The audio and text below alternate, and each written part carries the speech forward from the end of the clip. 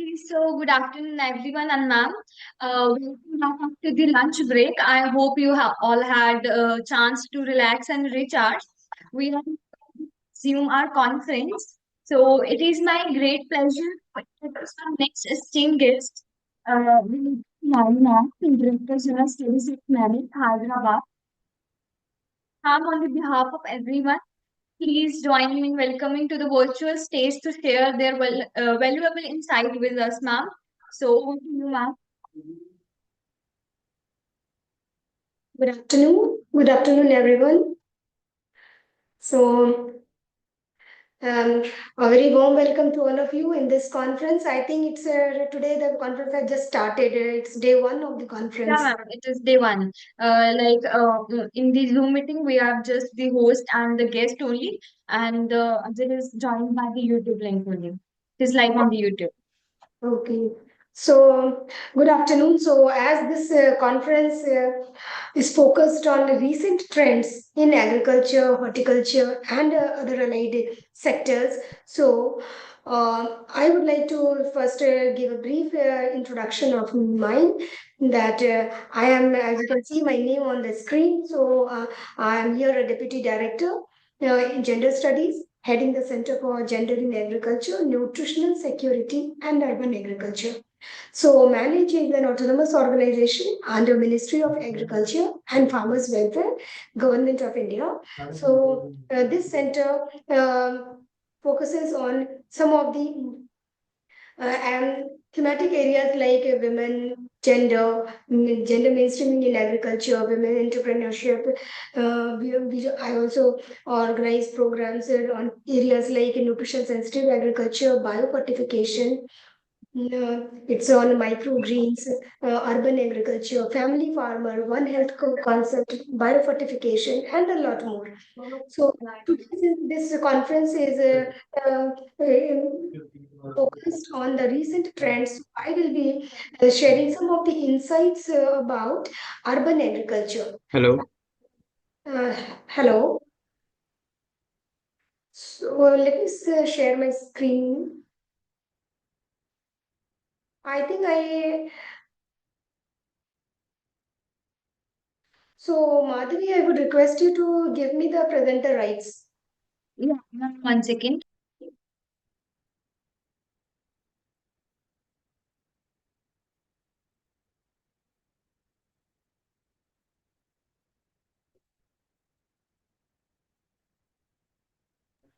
Ma'am, you can try now. Okay. Yeah, it's there now. So, hope my screen is visible Yes, to ma'am. It is visible. I kept it on the slideshow mode also now. So today I will be, my timing is till 2:30, right? Yeah. So Yes, ma'am. So today I'm going to share some of my insights on urban agriculture and microgreens that can bring a green revolution in urban areas, in cities and towns and peri-urban areas. So you might already know about that. Urban agriculture is because we all know that now agriculture is not becoming so interesting and lucrative profession or career for the youths particularly. So the current generation is really skeptical about how the food systems will sustain if nobody wants to be a farmer and nobody wants to grow food, because even everyone now is looking for jobs and joining MNCs and also there. That is why this type of urban agriculture concept came into existence, where they want to inculcate the practice of cultivating, growing some food and processing it and distributing it in and around the urban and peri-urban areas. So it's not only the responsibility of the farmers who are there in the villages, in the rural areas, but also those who are in cities and towns, whether at the household level or for the commercial scale. They should get into the practice of growing their own food so that some percentage, some proportion of the burden of food and ensuring food security for the growing population can be addressed, can be handled. And we also know that now there is a rapid urbanization and migration of the rural population to urban areas is happening, where it shows that by 2050, almost 68% it's projected that the population will be in urban areas. So that is a concern. If there is a shift now. Currently, 75 80% of the population are in, say, rural areas. But if that change, the figure changes, then that will be a huge food crisis. And in order to cope up with that foresighted data and statistics, this type of concept has just now started, where we want even those who are in cities and towns, in urban areas, they should learn the skill, because everybody does not know how to grow. Some sort of skilling is required. That's not a something that we have seen, or we have practiced as a our traditional occupation and like that. So that type of skilling is also required, so that we can bridge the gap between the producers and the urban consumers. And we also know that there is a huge demand of food with the growing population, with the so much of globalization and liberalization happening. Not many food our the range of food that we now consume, that has also diversified in a multiple fold. So in order to address all these gaps, also urban agriculture is important. And of course it will relieve the rural population of the stress of ensuring food security for the entire nation. So they will also be related. So can you see my changed slides now? Yes, ma'am. Yes. Yes, ma'am, it is visible. You can see Okay. the next slide. So now we have to understand what are the key features of urban agriculture. You can see these type of pictures very often now in airports, in the new upcoming buildings, where it is mandatory to maintain at least 30% of the green space in within the community. If you see the flyovers, if any shopping malls, any such public buildings, you can see these type of structures coming. These are all because to ensure greenery within the city. And also if we are growing something edible, then it can be consumed also. So it is one of the option to minimize the space, because our major concern is that in urban areas we are living in flats, villas, where we have very limited space, unlike our own constructed house that we used to see few decades back. But nowadays it has infrastructure has modernized, and everything is in compact things, so the space is also a constraint. So these type of practice ensures optimum utilization of the available space, that is whether it is at the rooftop, it is the vertical walls that can be used, or any abandoned plots, or any balcony, any window sill, any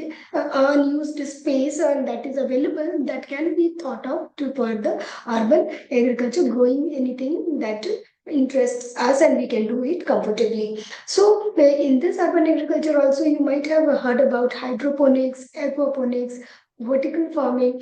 So hydroponics, the name suggests, unlike the food that grows on soil, here the food is grown in water media.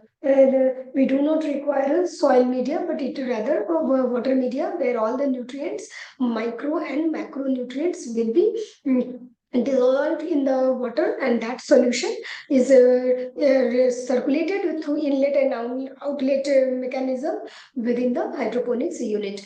And similarly, aquaponics is another type of feature, where they try to integrate hydroponics with fisheries cultivation, fishery practice, because we all know that the plants they use nitrogen, they use carbon dioxide, and then they give out oxygenated water that is used by the animal waste. So that is how water is being recycled between the plant ecosystem and the fish or the pond ecosystem. So the nitrogenous waste excreted by the fish is diverted to the plant system, and the this oxygen that is generated, and that is circulated to the fish system. In this way, there is an interdependency and recycling of the waste materials of one other that is useful for them. So, and we also have the vertical farming, where you can see that the vertical space is used, and in that vertical space you can see the small flower pots in which any green plants will be used, or even leafy vegetables like coriander, methi, fenugreek, and all these things, amaranth, all these things can also be thought of to be cultivated. So if you are, instead of using the horizontal space, the land, we are using the aerial space, the vertical space for that. And here also we are trying to integrate the crop, the food production and the waste management together. So there are multiple benefits of urban agriculture, so which I'll be quickly sharing about. So as we know that one is the economic, where it, you can see that it reduces the food transportation cost and also creates the local jobs. Because if we are having the any vegetables or the fruits the garden in our home, whether in the rooftop or balcony or silt or a backyard foyer, wherever the terrace below the stairs, wherever the space we get.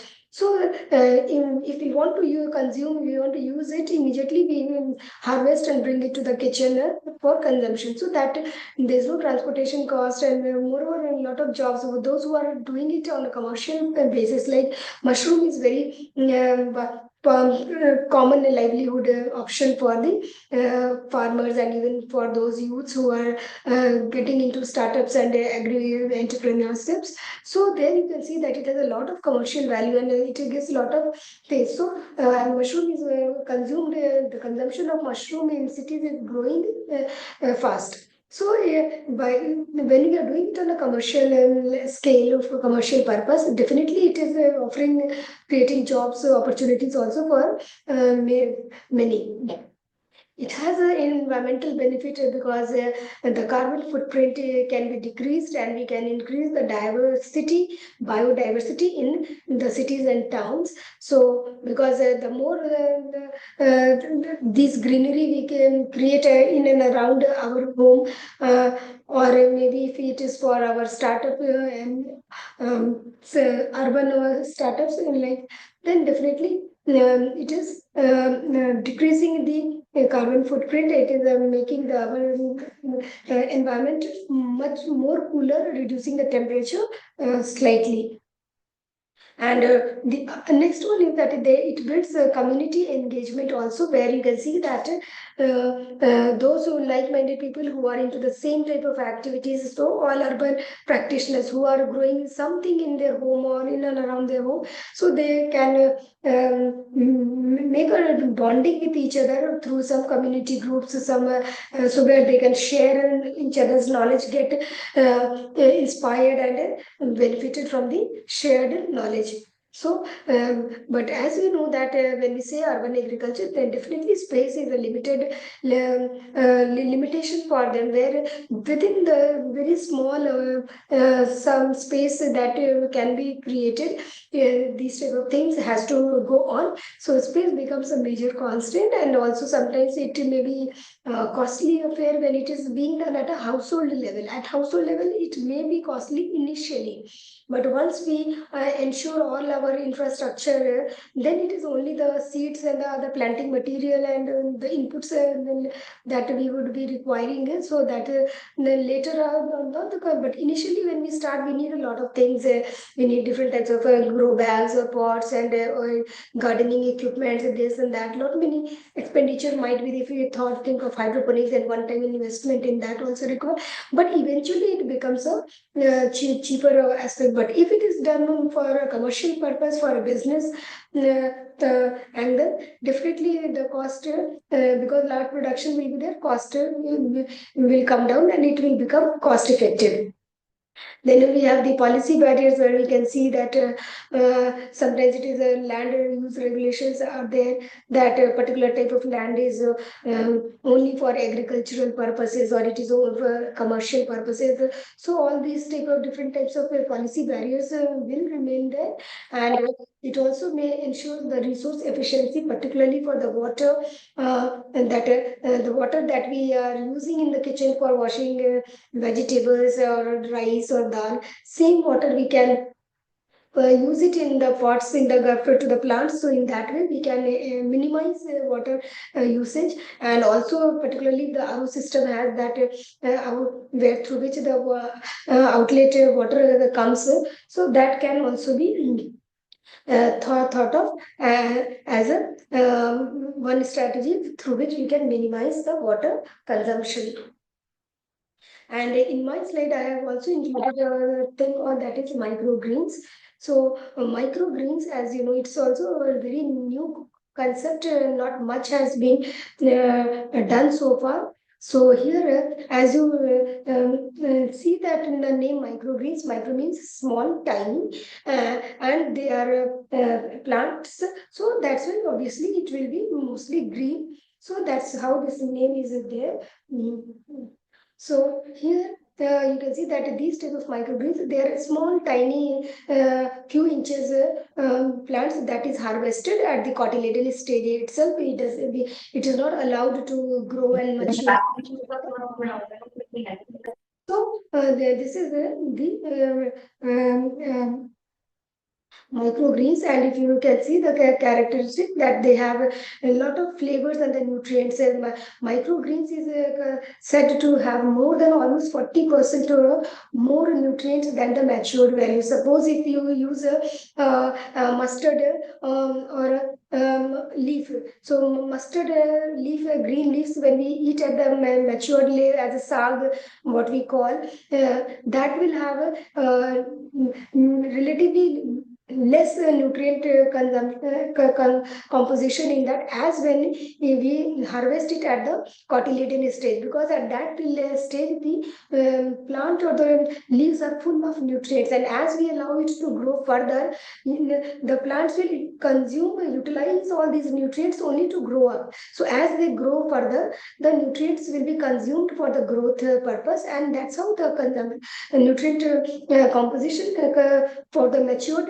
green leafy vegetables will be less as compared to the cotyledon stage or the microgreen stage where we harvest it.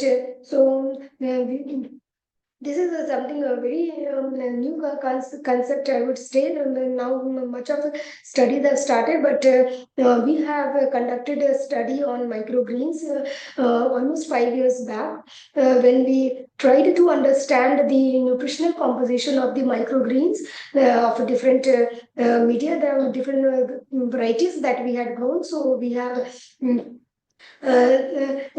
can see as the health benefits 40 times more nutrients than the mature plants, for the very same reason that I said, that the same nutrient they use to grow, so and it will be expended in further growing of the plants. And then we stop or we harvest, and that's when it becomes more nutrient dense, and it is more nutritional to consume microgreens. So and another thing is that it has a very small life cycle, very short life cycle, because just when the true leaves start to show up, so at that stage only, when it is hardly some 2-3 inches, at that stage only we harvest it. So we does not allow it to grow further. No? So the cycle becomes very short, and so in the limited space and with the time duration, we can get harvest very many batches within a month, or when we plan in the batch wise, we can get a regular supply. We plan in that way so that we can harvest after 7 to 10 days. It can give you and many things are like you can collect the sunflower, peas, amaranth, sp- uh, fenugreek. All these things can be used for the to be grown as a microgreens. So as I was saying that there is material that is that we require some trays, some growing medium, and the seeds and the water for spraying on it. So we have done a study in collaboration with the National Institute of Nutrition, NIN Hyderabad, where we had tried to grow 10 varieties of microgreens grown on 4 different media, that is soil media, water media, and there's a tissue paper and pot mix. So in these four media we have grown the 10 selected varieties to see that whether media also have any impact on the nutritional composition of the microgreens is one, and then among all these 10 varieties into four media 40 samples, how the nutritional composition, and this composition was analyzed at a National Institute of Nutrition NIN. So our study report had established or confirmed the fact that microgreens has more nutrients than the matured, and we had tried to compare the nutritional value of the microgreens with the matured value. We analyzed the nutritional composition of these microgreens, and we have the statistic data about the matured varieties of the green leaves in the book, which is again published by National Institute of Nutrition in Hyderabad. So where there we can see compared the values, and we saw that the microgreens had much more nutrient values than the matured values, like the palak, the spinach, the use as a green leaf, and if the same we harvest it in the microgreens as a very short step, then it has more the things. Another thing is that whatever media we use, whether water, soil mix, or pot mix, or water, tissue, whatever media we have to sprinkle these seeds at a high density, because it grows as a bunch, very clustered. So you have to sprinkle it very closely and spray water. Initially, it has to be kept inside, and you can see that initially when the germination happens, it will be yellow in color.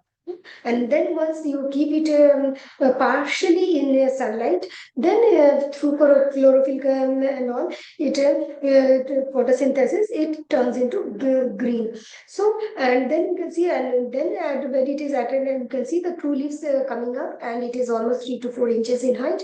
We have to harvest it at that stage, and should try to consume it within a day or two, so that we can have maximum benefit of it. And in that study only, we have also tried to see the impact on the health also, where we had taken the subjects who were having blood hypertension and blood glucose diabetes. So we had given it for consumption to few of these subjects to consume on a regular basis. And we were supplying them the microgreens, and we asked them to consume, and we recorded their pre-intervention, during the intervention, and post-intervention, their hypertension and diabetes health status, and we found that there was a considerable reduction in their correction in their these lifestyle related disease. So it has a therapeutic impact also, which we tried to establish through this, and then we had tried to do a lot of dissemination of this innovative technology through different printed and electronic and things about this. So this is how we microgreens are grown, and there are a lot of advantages of growing microgreens, because you can take any tray, disposable tray, what we use it for any functions and parties, that also can be used, and you can put a tissue paper, kitchen tissue paper in that, and sprinkle and keep it anywhere in your kitchen also. And once you see that germination has happened, and when it is turning yellow, we can keep it in a little sunlight. Wherever you get sunlight within your home, you can partial sunlight you can give, and then you can grow. So it is very easy to grow, and it does not require any inputs, and nutritional values are very high in that. So it boosts your nutrition. So if anyone wants to boost their nutrition, or they want to overcome, address some of the lifestyle related diseases, or what, even it is the kale or kale, that is microgreen, that is very useful in reducing cancer. So a lot different microgreens have different medicinal and therapeutic uses also. You can search the details there, and it is economic also, because you are getting, and the same microgreen, now microgreens are available in big basket and other e-commerce sites also, and you can see that 100 gram of the microgreen is sold at 150 rupees, so that, or 200 rupees, so 150 to 200 rupees, or sometimes even 300 rupees,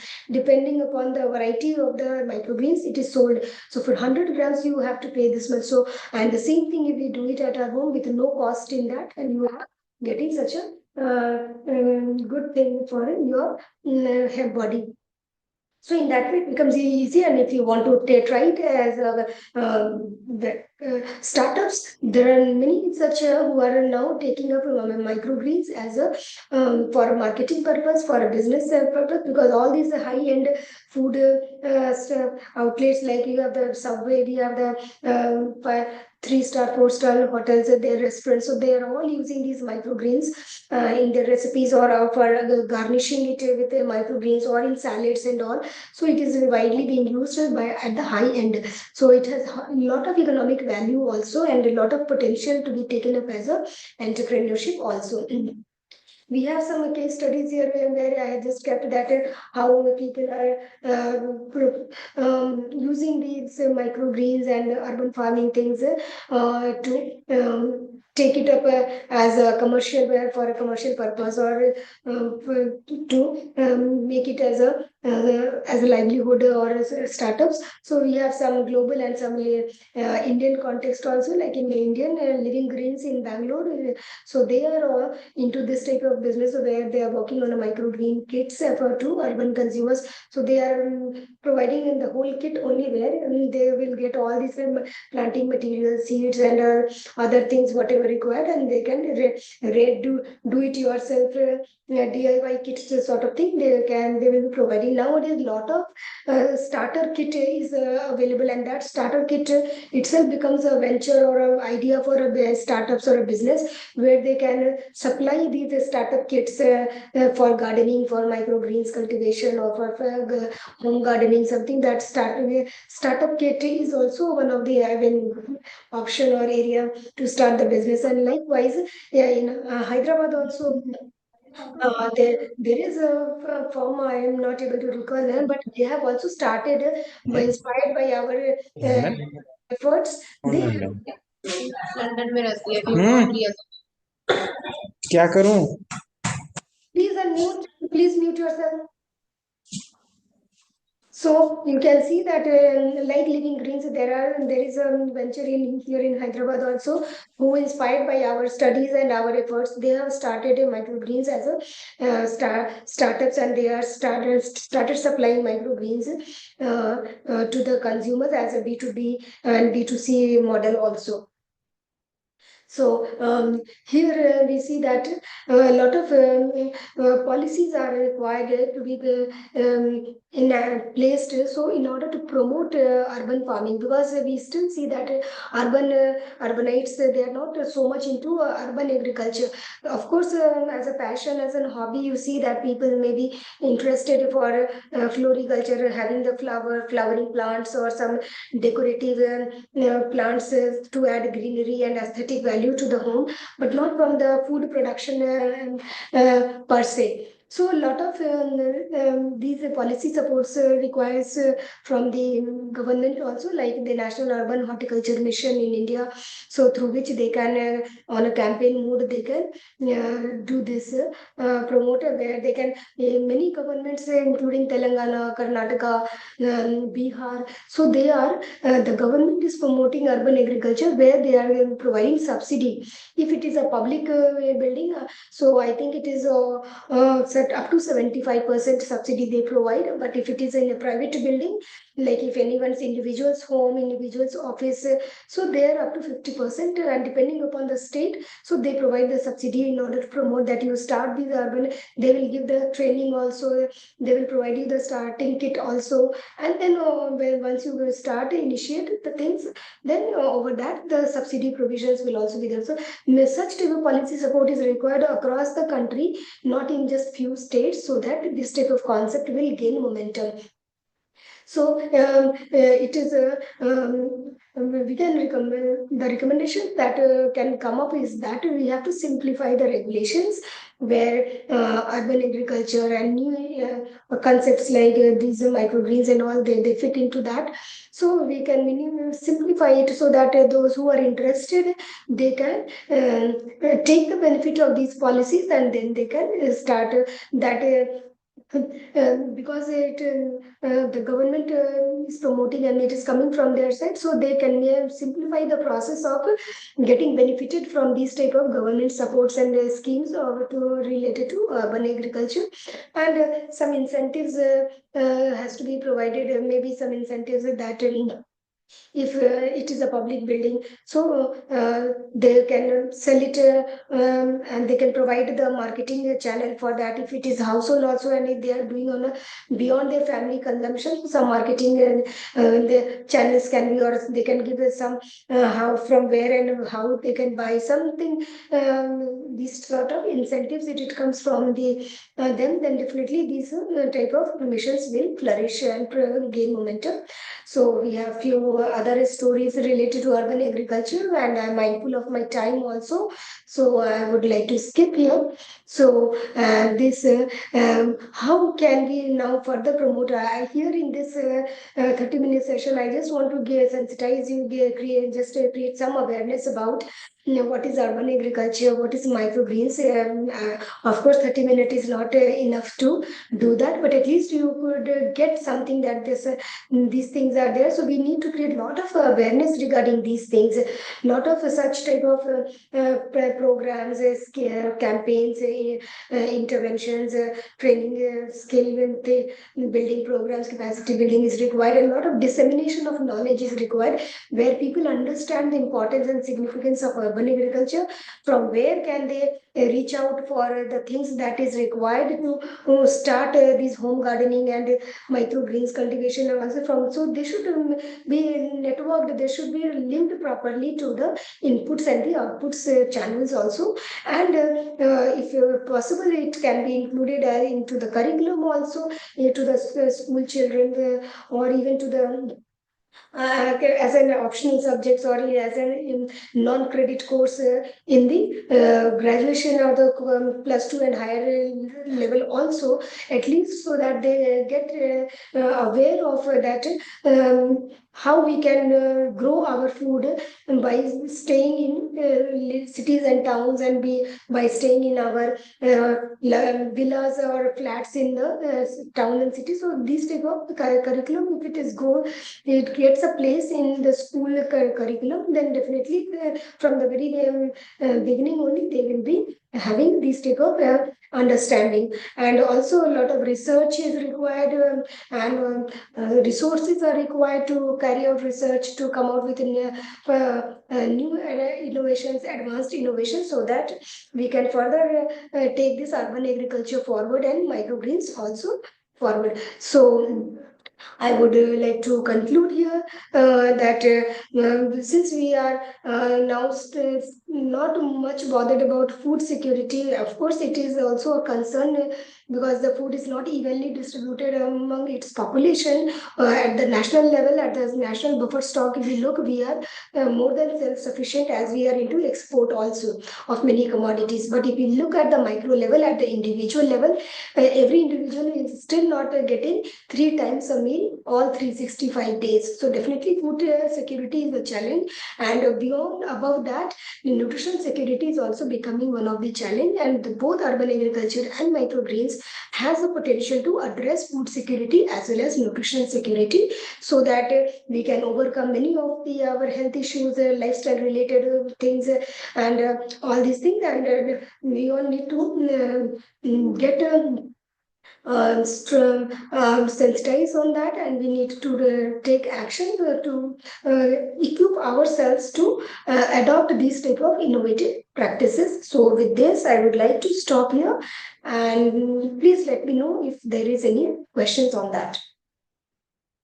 So thank you so much, ma'am. Thank you so much for giving so informative session and addressing everyone. Like we are grateful for your time and sharing your knowledge with all of us today. So if we get any of the problem or interaction by our participants, we will let you know, ma'am. Thank you so much. Thank you so much, ma'am. Thank you. Thank you for giving me this opportunity to share my insights here. Now we look forward to work with you and collaboration with you, ma'am. Surely, you are most welcome. Thank you so much. Thank you so much, ma'am.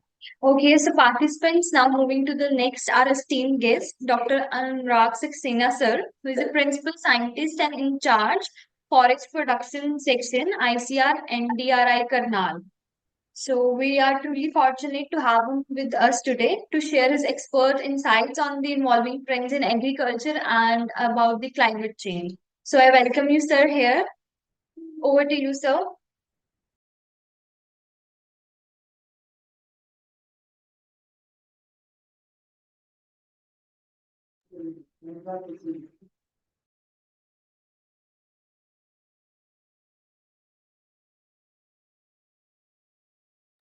Please unmute Madhav.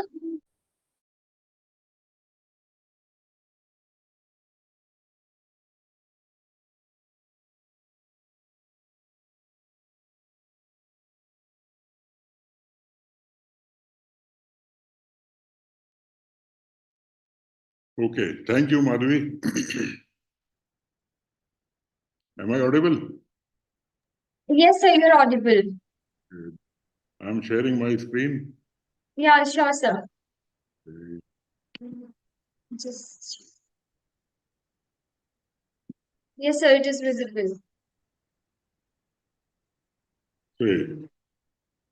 Thank you, Just Agriculture, for inviting me for this talk. I will be delivering a talk for a remote area in the northern part of our country, that is Ladakh. I will be talking about the climate change and its impact on agriculture in Ladakh. See, this is our Indian map, and the topmost north part is the Ladakh, where two districts are there, Leh and Kargil.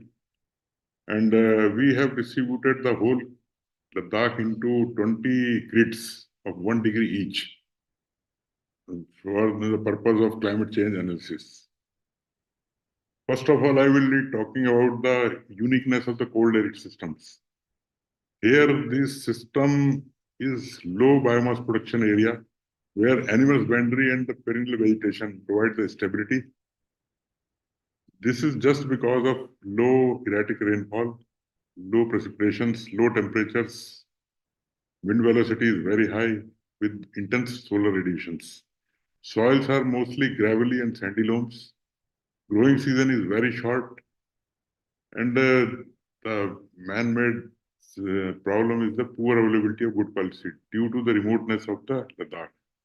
Most of the time, Ladakh is cut off from the main country for almost 7 months to 8 months. Topography is barren, and the animal productivity is very low. So this is a brief Leh Ladakh, Leh district, total geographical area 45,000 square kilometers at an altitude of 3,000 to 6,000 meters, 16 blocks, 113 villages, population is low and very scarce, literacy rate is very high. Forest area is 29 kilometers square, cropped area is 10,000 to 23 hectares, where wheat, barley, pulses, vegetables, oilseeds, and fodder crops are grown. This is some glimpse of Ladakh agriculture. This area is whole agriculture is done in the valleys. These are Pashmina goats. The whole Ladakh is like this barren topography. Some of the valleys are green just where the human inhabitants are there. Most of the agriculture is done manually with use of small implements. We have prepared some maps for the climate change features. The first map is temperature map, where this minus 16 to more than 10. The red area is 10 degrees. Likewise, the different wind speed areas. where wind speed is more than 1 kilometer per hour to 4 kilometer per hour. This blue one is the more than 4, and this brown area is less than 1 kilometer per hour wind speed. These are seasonal losses, soil loss through wind erosions, because wind speed is high, and normally wind speeds remain 0.02 meter per second on an annual scale. The mean monthly wind speed occur during the June to August, whereas in winter it is 0.01 to 0.02, while in spring it is 0.04 meter per second. Increasing trend of wind speed in autumn season is always there. Through this, we are losing heavy amount of soil due to wind erosion. During month of May, it is 191 kg per meter square, and least in the January.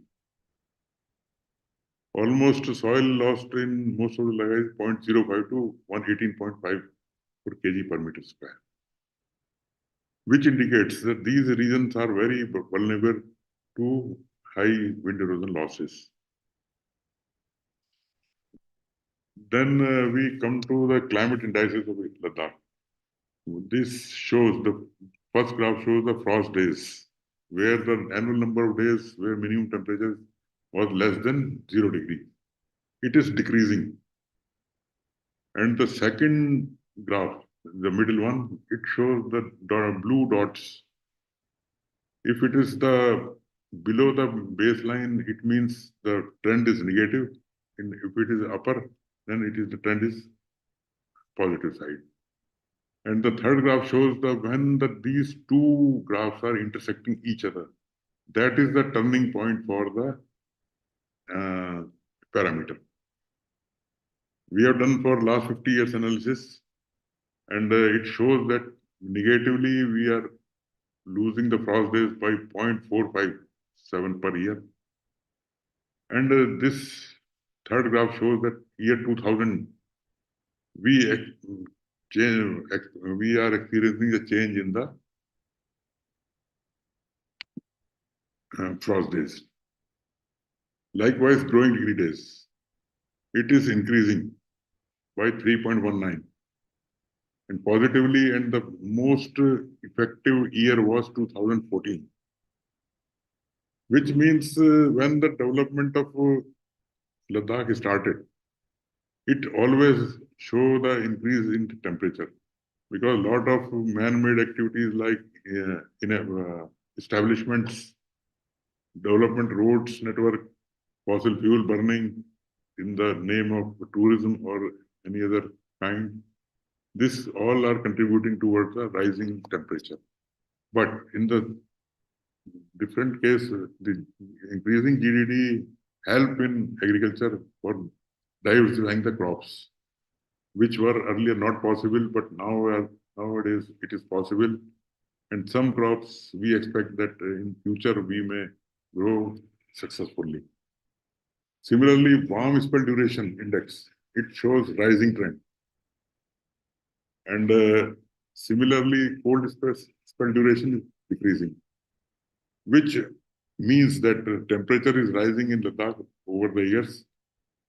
And this rising temperature may be boon for agriculture, but it may be detrimental for the water resources or the glaciers. In all, when we do for climate change analysis, we require 27 parameters. And out of these parameters, I have listed some which show the declining trend. Here, frost days like cold spell duration, daily temperature ranges, but the increasing trends are related with the warm indices, like summer days, daily mean temperatures, mean maximum temperatures, minimum temperatures, warm spell duration, and growing degree days. But there are some indices which are not affected by the climate change. That is growing season length. It remains the same. Then the days with more than 30 degrees, it is not changing much. Heat wave number, no trend, and icing days, which means there is no change in the icing days. This graph shows over the last 80 years, we are showing the deviation from the long-term normals. Red color graphs means we are increasing the temperature is increasing in the troposphere, and up to 500 in high altitude, also 500 HPA, and at surface it is always increasing, which means it shows that the temperature is increasing everywhere from troposphere to surface area. Whereas in case of precipitable water, it is increasing, which means we may expect more rain or snow in future. But the intensity may be more as compared to the uniform distribution. Cloud cover, again, it is increasing. And annual freezing height, it shows that when higher ridges, freezing is there, but at the lower ridges, we are not getting the snow or the ice, which means we are losing the water resources. This I am trying to predict the fore and hindcast because we have analyzed data from 1940 to 2022, this black color line. It is according to RCP 4.5, RCP representative concentration pathways, which says that in the year 2100, if we are following the way RCP 4.5, the CO2 ppm level will be 450 ppm in the atmosphere. Whereas in case of 8.5 RCP scenario, it will be 1200 ppm in the atmosphere of CO2. According to 4.5, we may expect in 2040 rise in 1 degree temperature, in 2070 is 2.2, and 2100 is 2.9 degree, means almost 3 degrees. We are getting higher, we will get higher temperatures. And growing degree days and heat wave frequency will increase. What is the effect of these rising temperatures? It shows the soil moisture will be rise by +2 in 40, in 2070 it is +9, and 2100 is +8. Whereas in case of mean water discharge, means we are getting more water in the drains. It shows that most of the glaciers will melt and most of the water will come in the drain, like Indus or in its tributaries. We have analyzed for 4 locations, all are saying the same situations. See, this is, I have put maps of 1984 and see the difference in 2020. Anybody observed that this first circle, it was icy, and here it was snow. But in 2020, both ice have been melt and the water body has increased in area. So what will be the impact of climate change? Glaciers are melting, less snowfall, cropping patterns changed, deficit in annual precipitations in different years, different situations. And most important is the snow melt water is the prime source for irrigation.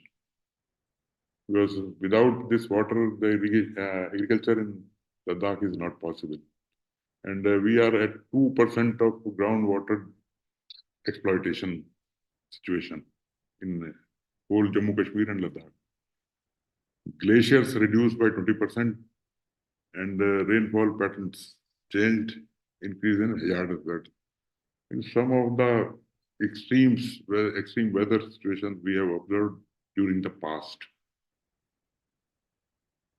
which shows the increasing temperature means longer growing season.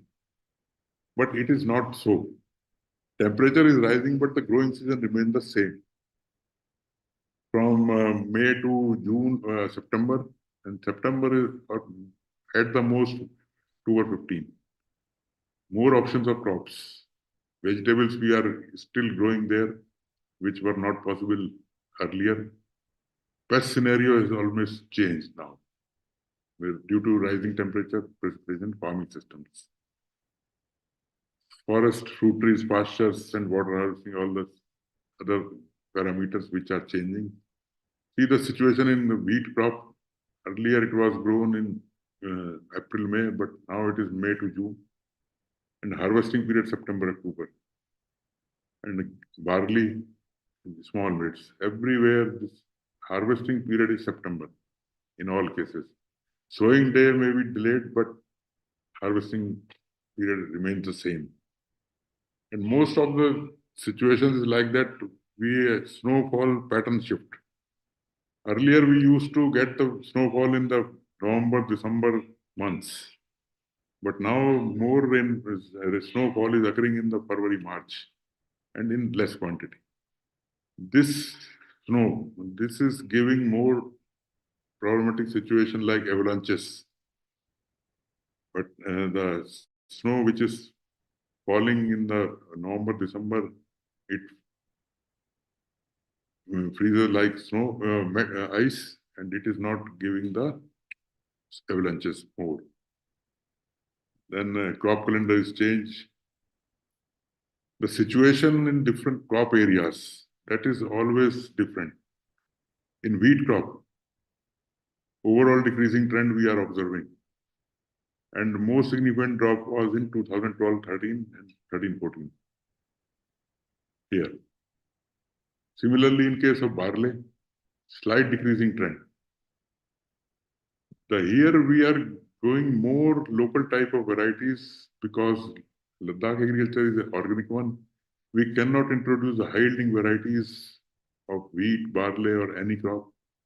They are not supporting the too low input agriculture.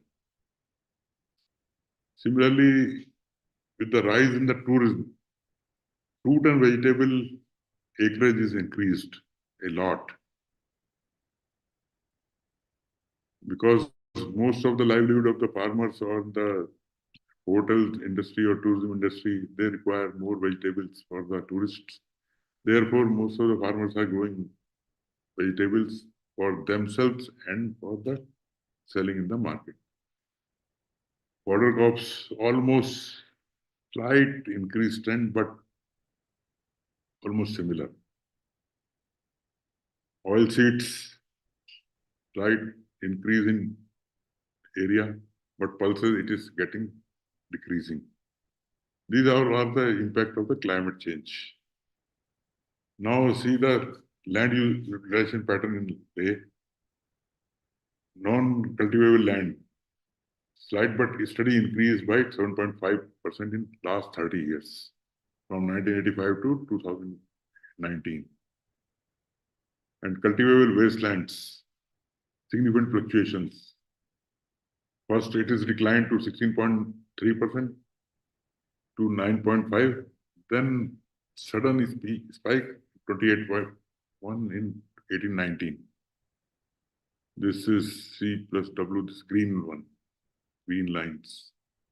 Fallow land decreased because most of the land is utilized for settlements. Net area sown is fluctuations every year. It depends on the demand and supply of food grains and everything. And the major thing is that most of the Ladakh is getting the grains from the PDS, public distribution system. Therefore, they are growing more vegetables for their storage during the winters for home consumption and selling in the market. See, this is land use, land cover map. The blue color is the water bodies, green one is the tree cover. These are grasslands, then flooded agriculture is very minimally here. Almost 45,000 square kilometers, we are having only 10,000 hectares of land for agriculture.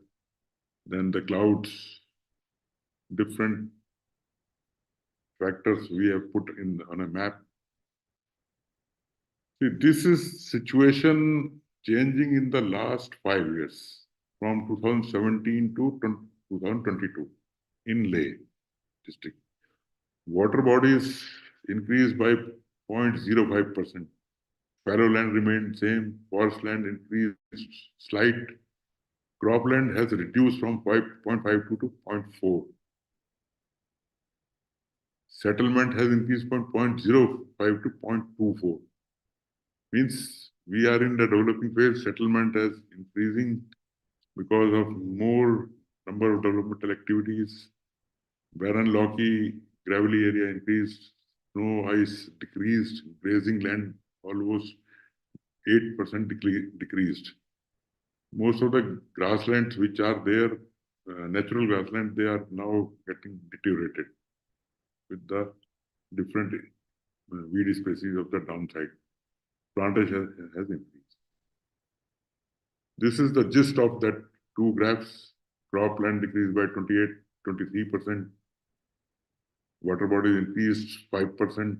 Means most of the snow is converted into the water. Settlement increased by 380%. It shows a massive change in the Ladakh, and it is contributing to climate change also.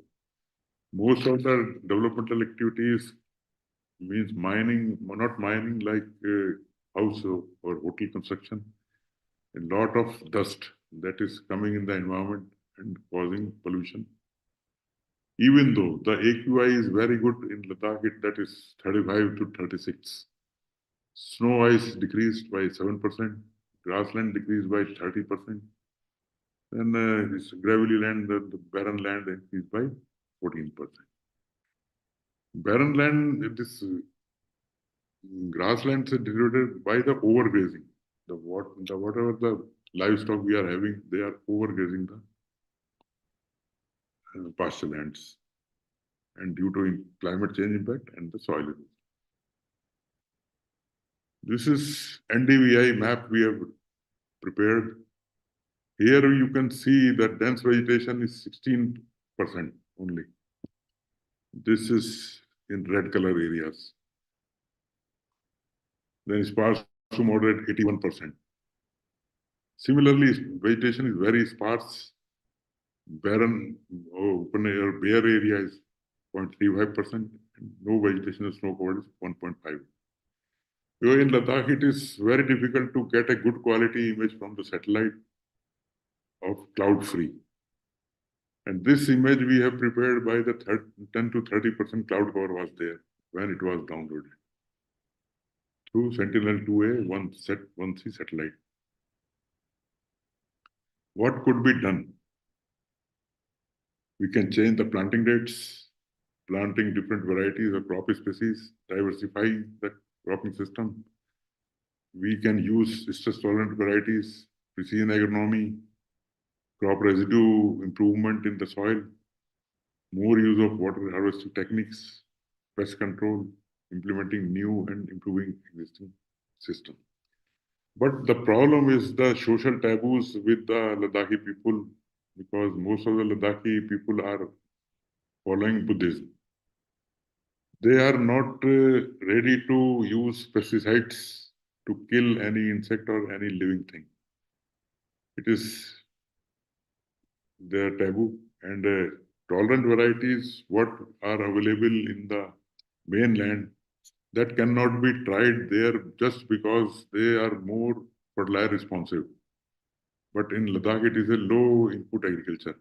Simply, we are using the half decomposed FYM because temperature is too low to decompose the FYM completely. That is giving some problems.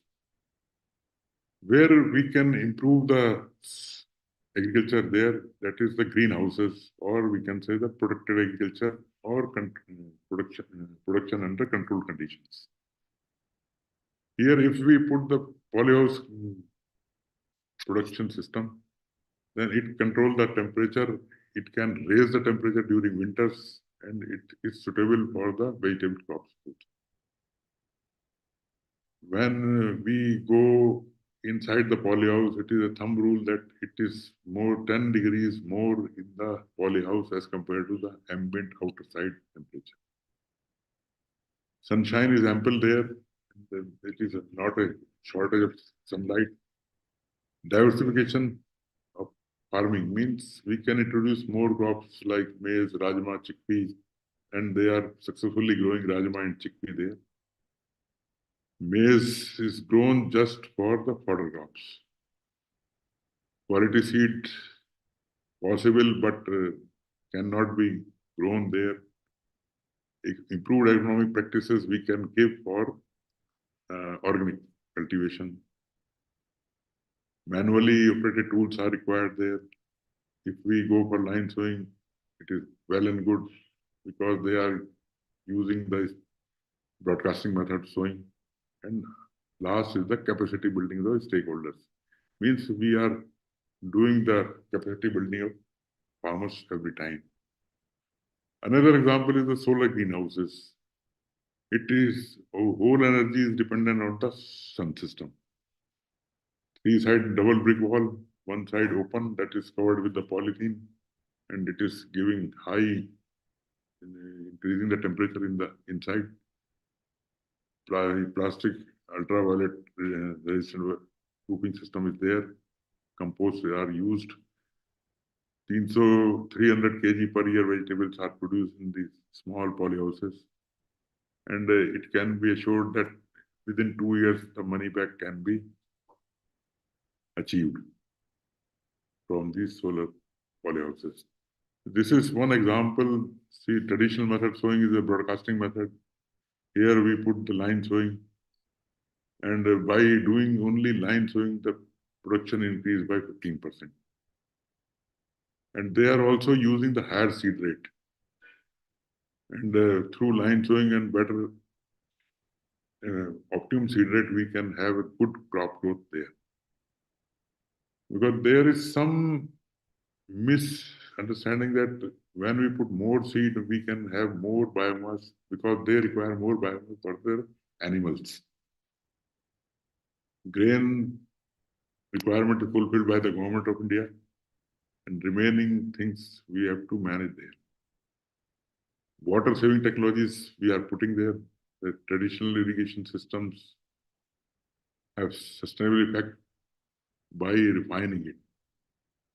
Storage, moisture storage, soil moisture storage capacity very low. This can be increased by simply putting the LDP lining in the channels because we can increase the delivery at the fields from the spring source or the river source. We can also use conduit pipe, pressurized pipelines. Just pressure means with the help of gravity. Spreading a flooding method irrigation, it reduces the irrigation efficiency. But if we use drip or micro sprayers, the problem is this: when the temperature goes down during the night, most of the water in the pipe they freeze, and it creates problem there. Some of the interventions done at Kajri Leh, low tunnel technology is very successful there because it gives the early production. And when we go for early production, it means we are increasing the total growing season length there. Low cost drip irrigation can be possible. And we have increasing the temperature by putting the poly covers for enhancing the germination of different crops. Stone mulching or pebble mulching, polythene mulching, nursery growing fodder blocks, they all are implemented there and working well. Now I come to the animal husbandry sector. The milk yield of desi cow is 1 to 2 liters per day, whereas in case of crossbred, they are giving 15 to 20 liters. That is maximum capacity. Productivity is very low due to climate situations. Mostly the animals are fed on the dry fodders. Dry fodder of alfalfa, hay, and feed blocks using locally available plant materials and silages. These are some housing management pictures I have put here. Type of floor, they are using earthen floors or type of wooden floors, wooden roofs. they keep the shed warm. And they are putting some hay over the roof of animal sheds. It is always giving some buffering for the animals in case of temperature. These are local mangers, trees, iron, plastics they are using.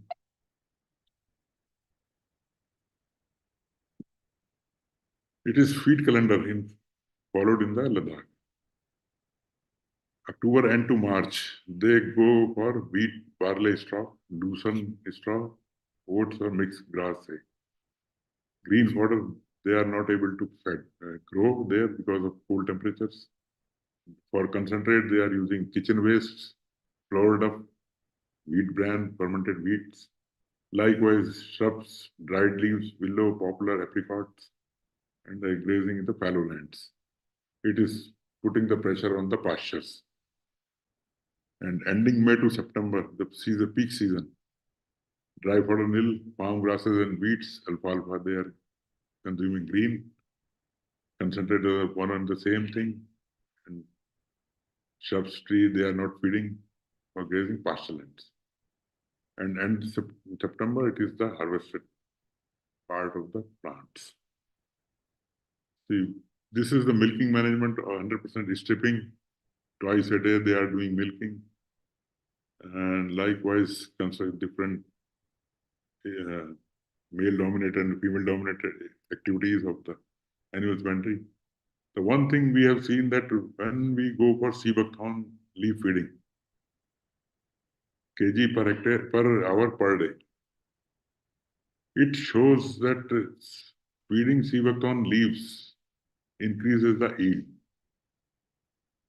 But the problem is to how to harvest the sea buckthorn leaves, because we are only giving the supplement 100 gram per day in a basal feed. Because if we feed them on a better quantity, we may expect better results. Different fodder plants of Ladakh, willow, poplar, buckwheat, sea buckthorn, apple, apricots.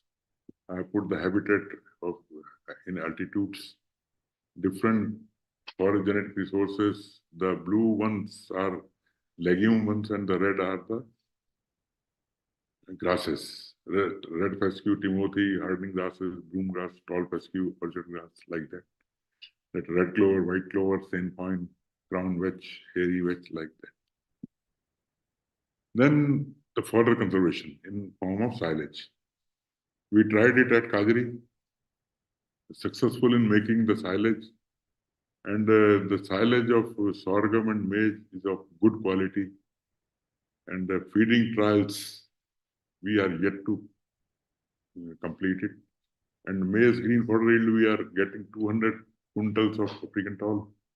Because it is too low, but for Ladakh situation, it is sufficient. Then apricot, it is a boon for Ladakh. And we have prepared one wine out of these apricots, and patent is applied.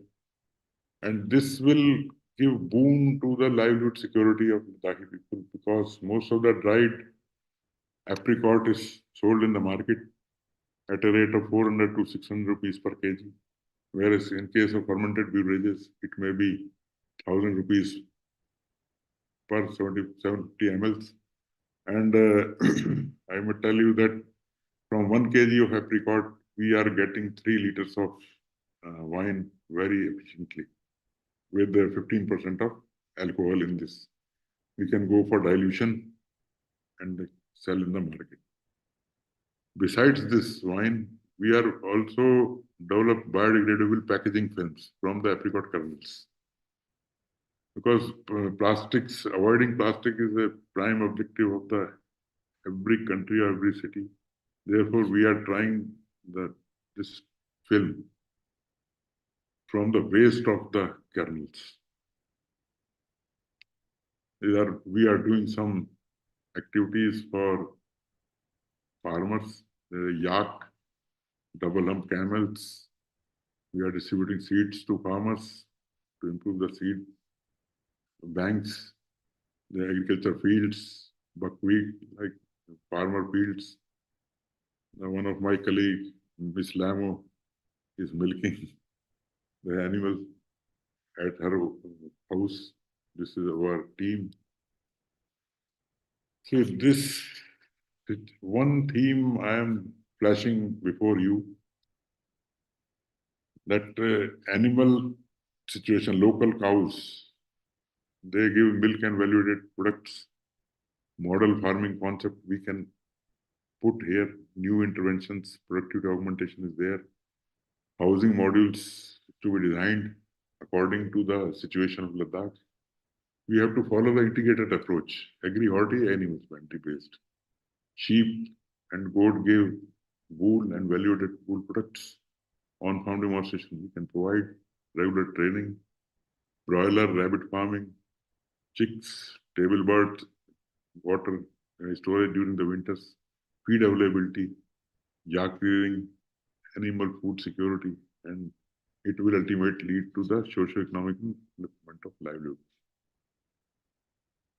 In the end, to summarize, climate is best addressed through adaptation, which can bring immediate benefits, but can reduce the adverse impact of climate change.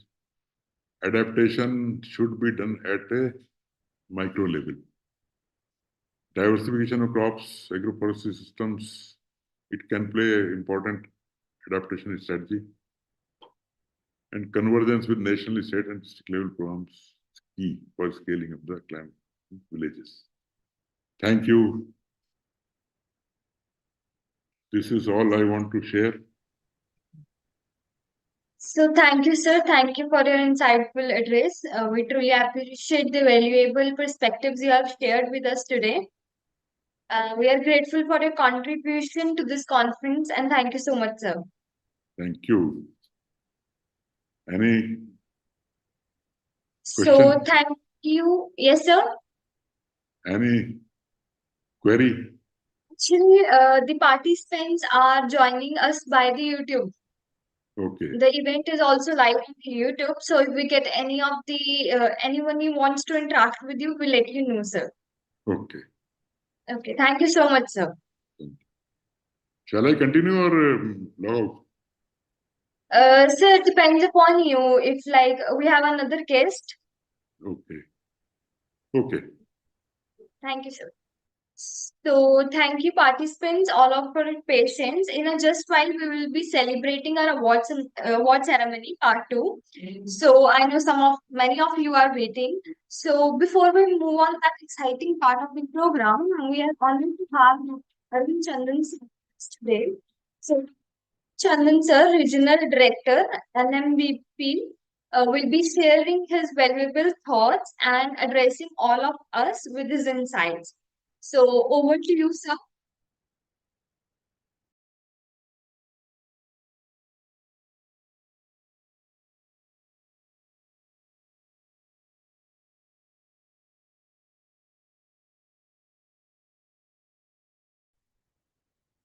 Yeah, thank you. Thank you, Madhavi, and thank you very much for giving me this opportunity to be among you all for this important uh, uh, event, actually. So, in the next 30 minutes, I will be talking about medicinal plants, diversities, and possibilities. This is an important segment of, you can say, allied agriculture.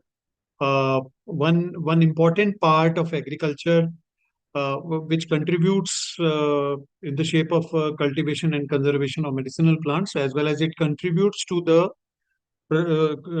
industry in Ayush sector as raw material. So, as I work for Ministry of Ayush National Medicinal Plants Board as regional director at its regional facilitation center for northern region at Jogindarnagar in Himachal Pradesh.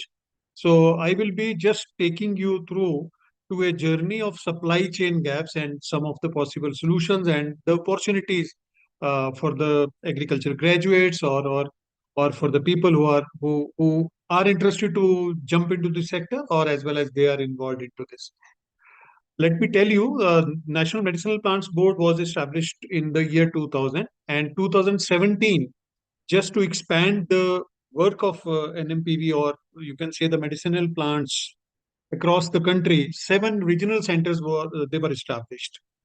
So we have 7 regional centers across the country, and my center, we cover 7 states, including UP, Punjab, Haryana, Chandigarh, Uttar Pradesh, Uttarakhand, and Himachal. We do have 2 Himalayan states under our operation. So we are a one-stop solution for all activities related to medicinal plants, as well as the matter goes at the national level at NMPB and Ministry of Ayush, Government of India. So these are the 7 regional centers across the country. Now we focus on partially on the high altitude Himalayan medicinal plants. We are into their conservation, cultivation, agrotechniques, propagation, everything. Uh, Let me tell you, in the past 6, 7 years, these regional centers, particularly my center, has resolved a number of issues related to supply chain of wild extraction of medicinal plants, cultivation, contract farming issues, and so now we are supporting activities. We are into now and doing end-to-end solution for medicinal plants. We are into promoting clusters, and we are helping the farmers to come out for value addition at the source. So we have digital presence for marketing purposes. We have one e-check application. Then we are working on some one portal also, that is e-auction of medicinal plant produce, that we call it Jadi Buti Bazaar. We are trying now, as National Medicinal Plants Board has an MOU with GEM, so that is government e-marketing place. So where we are trying to list the farmers so that they can sell their quality planting material, seeds, plants, and everything, or produce on government platform also. Finally, we have come up with a modern integrated medicinal plants cultivation farms, doing intercropping, making medicinal plants cultivation activity a reality for the farmers of the country. So we go for short-term crops, we go for long-term crops, and then we teach everything right from cultivation collection to finally marketing, including post-harvest management and processing. You all may be knowing that there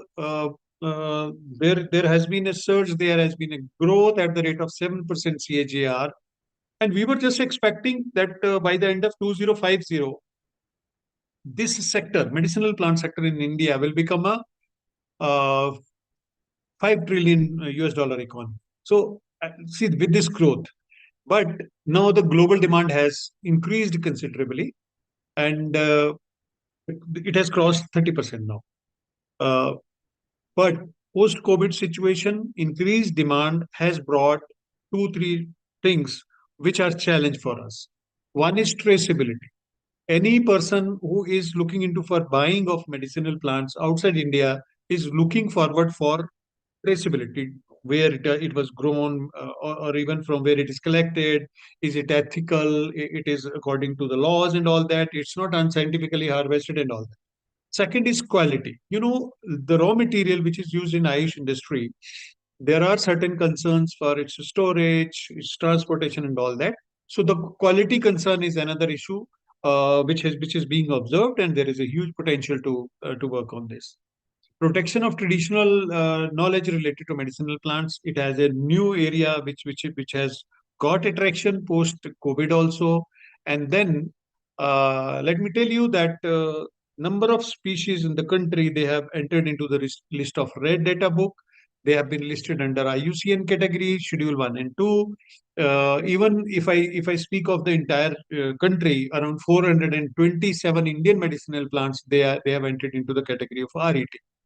And if I speak of the northern region of this country, around 57 species, they are into the category of RET now, rare, endangered, and threatened category. So they are the species for concern for conservation, because one can only market them if they are cultivated. You cannot extract them from the wild, you cannot trade them, you cannot do anything outside India. Within India, it's still permitted, but it is impossible to take them out of the country. That's what we are into, cultivation. You know one thing which has come in this country, I think every agriculture related person should understand this. Even after the introduction of biodiversity bill, 2002. We have been doing people's biodiversity registers. We have been doing extraction of medicinal herbs from wild resources through the biodiversity management committees. And then 2014, new protocol, the Nagoya Protocol came in. That is related to protection, access, and benefit sharing. This ABS component is a new phenomena because whatever is being harnessed from the forest, any bioresource, including medicinal plants and non-timber products, the buyer has to give benefit, ABS, excess benefits, this royalty to the concerned biodiversity management committees in each panchayat. You may be knowing that each panchayat in this country is having now biodiversity management committees in place. So, although they may not be functional, but it has been provisioned that every panchayat should have a people's biodiversity register where entire knowledge related to bioresources, natural resources should have been documented to protect it under this IPRs and all that. That it should come in the public domain and all that. It's a serious concern. We should be knowing about it. Things are happening, things are not happening. NGT has also intervened in this. There is a National Biodiversity Authority in place, and there are state biodiversity boards in every state taking care of all these activities.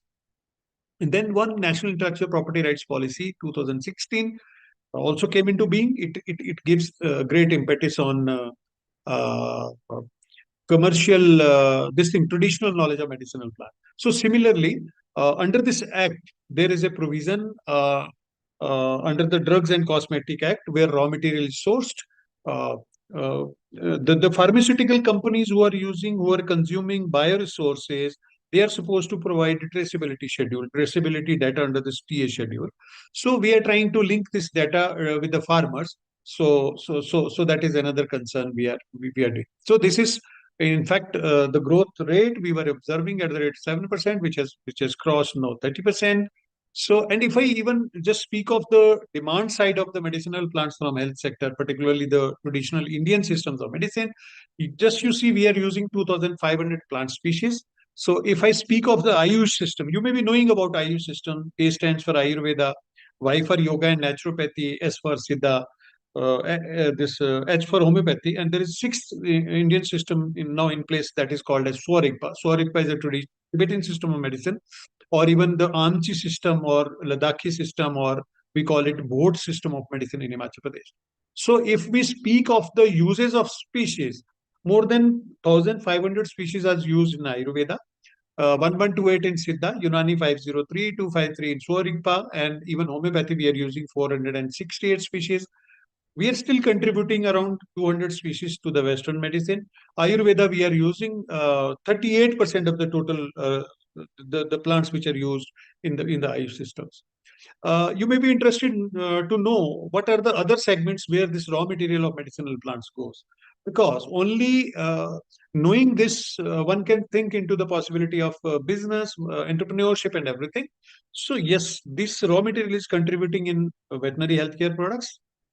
In the coming times now, Ministry of Ayush is taking care of this aspect of medicinal plants which are used in veterinary, and ministry has come out with one first Ayurvedic formulary of veterinary care, in which 60 veterinary formulations they have been authenticated and released for production.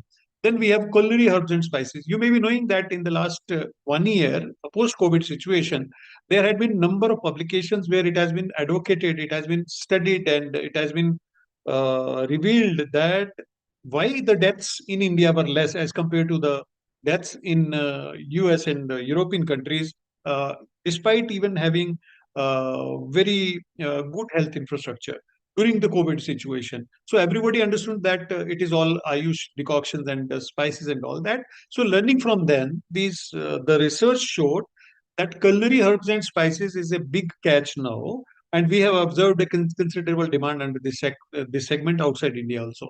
Aromatic and home care, aromatherapy, flavors and fragrances. You may be knowing that turmeric is the largest flavor agent which is sold outside India. Then extract, phytochemical resin and gums. This is another category where raw material of medicinal plants is used. You will surprise. You may be knowing about gum acacia.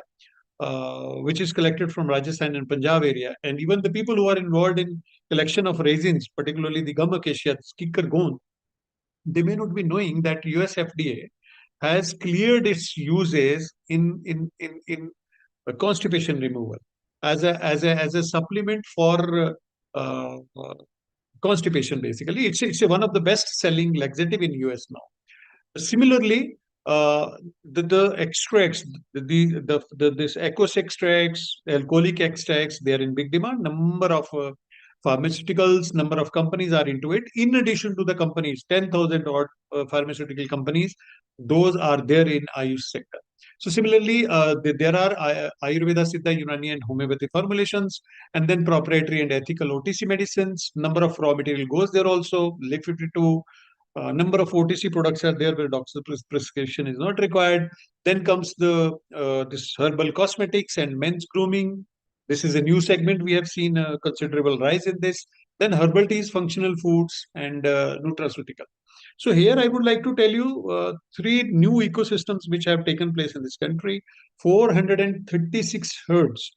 They have been permitted under FSSAI, Food Safety and Standards Authority of India, in the year 2017. One can manufacture single herb food supplements under this licensing category under FSSAI other than Ayush.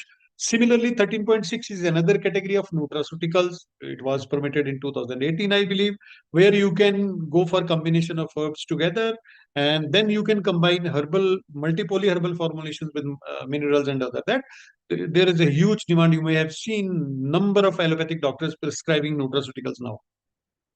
And 2022 June was the month when Honorable Prime Minister of India declared one new category under FSSAI, keeping in view the culinary herbs and spices demand and even demand generated post this COVID situation.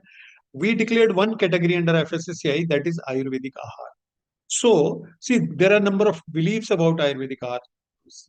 See, generally people who understand Ayurveda very superficially, they may be saying that, okay, Ayurveda believes only in Thanda Garam and all that. But it is more than that. Ayurvedic Ahar means the combinations of food items or herbs and medicinal plants prescribed in classical texts of Ayurveda. Those can be consumed or used as food supplements or as the recommended Ahar according to Ayurvedic principles. So 70 books, classical Ayurvedic books, they have been listed under this category. You can simply Google and know about the legislation, and even you can go through the notification and you can find out what is happening there. So you may have seen a great demand for herbal teas, functional foods, and nutraceutical products in the post-COVID situation. So similarly, safety and hygiene is another category of products which consumes a lot of raw material under medicinal plants.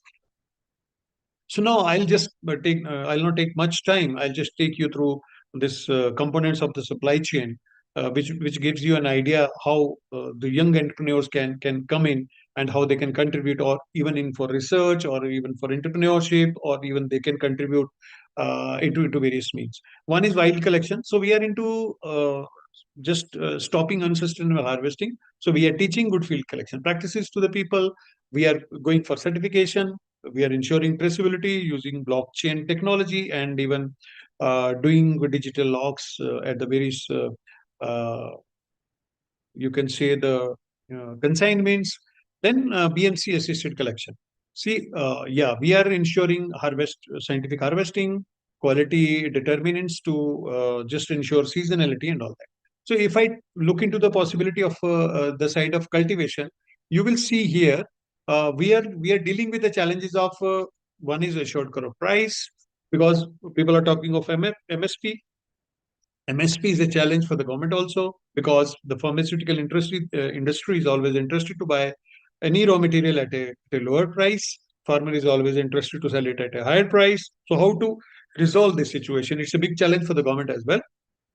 So we are into doing an exercise for working on a short crop price. So similarly, certification for good agricultural practices. 2003 WHO came came out with the protocol for good agricultural practices for medicinal plants. So taking them forward, ministry has introduced a scheme that is a voluntary certification scheme for medicinal plant produce.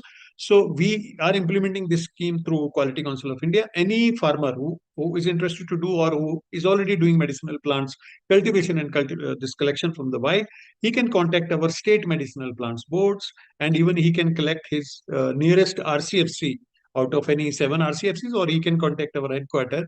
This certification for GFCP and GAP is done exclusively free for the farmers. There are no fees. QCI does it for the farmers. Then we to ensure year-long livelihood of the through the medicinal plants activity. This activity has been brought under the ambiguity of Manrega scheme. Any farmer can approach the panchayat and local block development officer, taking one notification, one MOU is there between Ministry of Ayush and Ministry of Rural Development. So in northern part of India, Uttar Pradesh and Himachal, they are pioneer in converging medicinal plants cultivation activity under Manrega. So farmers are supported for procuring quality planting material as well as they are given labor cost for that purpose.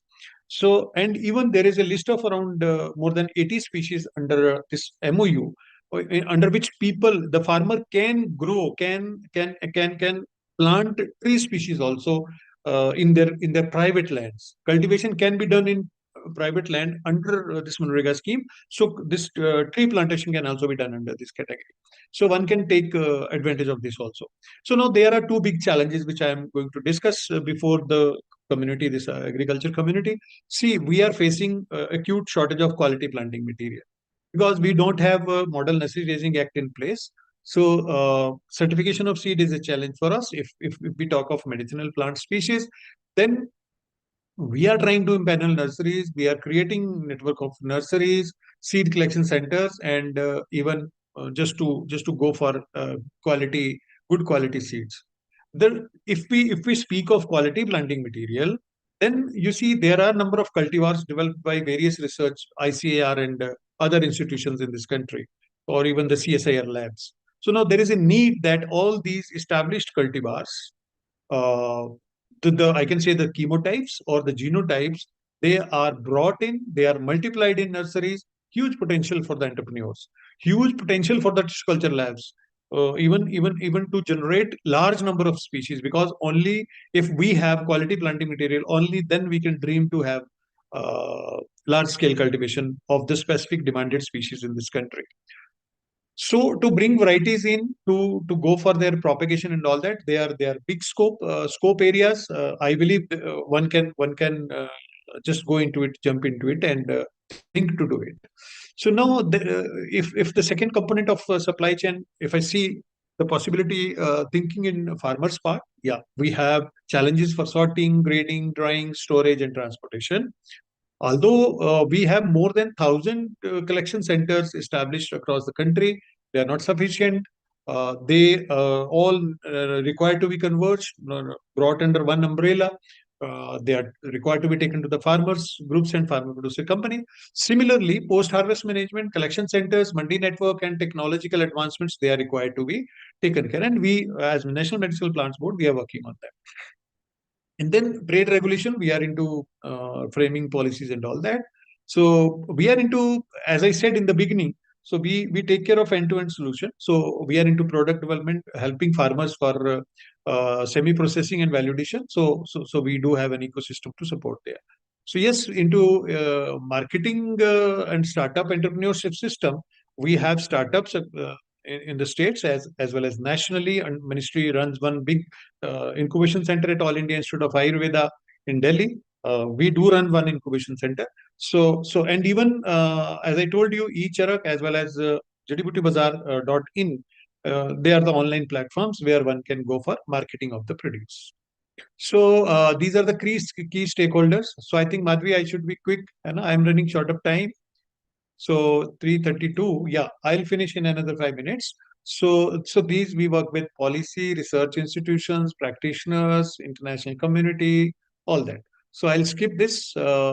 See, we are importing around 15 species outside India. We are cultivating around 22% only.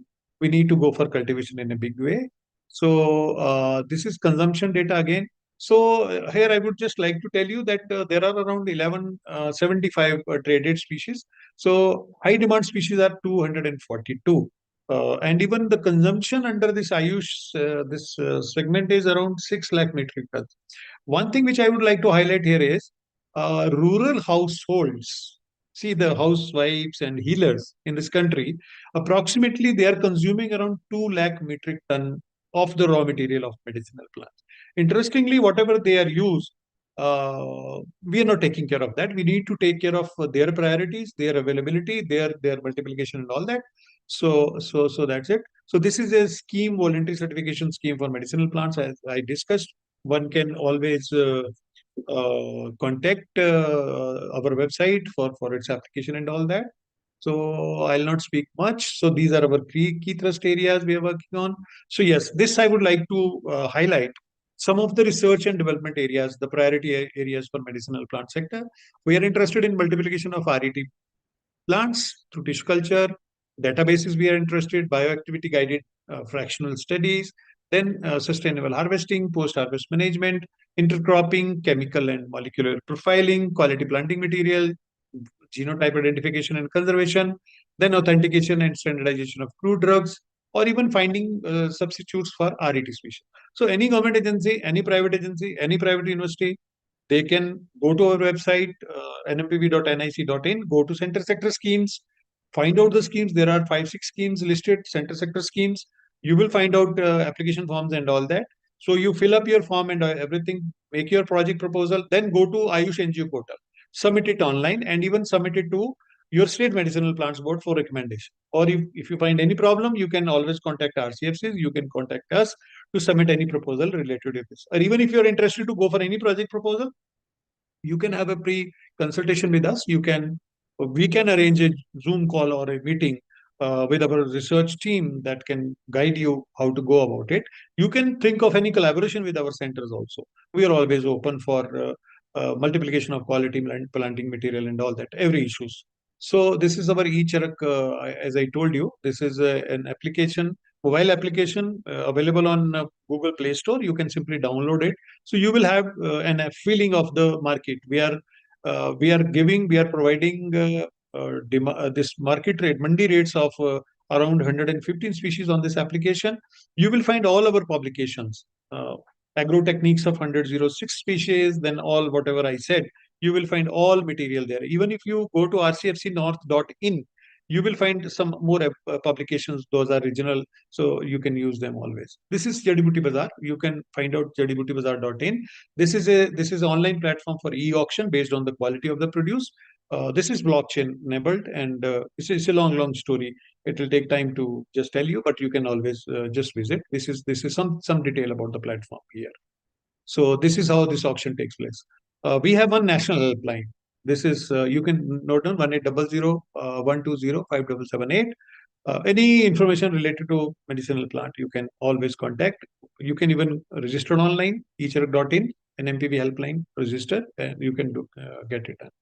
We bring one Jadibuti Bazaar Hindi newsletter. So if you're interested, you can just say hello to me on WhatsApp. I will send you all available issues of this or even other publications. So I'll skip this information, how you can go with the self-help groups, farmer producer companies, or how you can even approach the state's ecosystem. We have a lot of possibilities under Agri Infra Fund, NABARD, and other schemes. See, there are no problem of any funds now, but there is a need to select right kind of species and go for its value addition, product development, and all that. So I think it's time for Ayurveda now. After IT, as Honorable Prime Minister has very rightly said, the time of IT has gone now. Now it's time of Ayurveda. So globally, everybody is looking forward that Ayurveda is really going to make India the Vishwaguru now. So these are 3 species I always discuss. One is Ephedra geradiana. It is from the cold desert. Second is Sibakthon. Sibakthon it's Chinese again plant, but Ladakh and even northeastern states and even Himachal, Uttarakhand, it's naturally grown there. We have 3 species of this. It's a superfood now. The next is Ginkgo biloba. it's the oldest fossil tree on this universe, 25,000 years old. So now its extract is used for Alzheimer's and other geriatric diseases. So this is a species which is economically viable species for cultivation in higher altitude areas. So that's it. You can write down my number or even some more information about my center. So, thank you very much, Madhavi, giving Thank you me so much, sir. On time. the behalf of everyone, I just want to say thank you for addressing us and letting us know about the new things also. Grateful for your insights and for taking time to join us today. Thank you so much, sir. Thank you.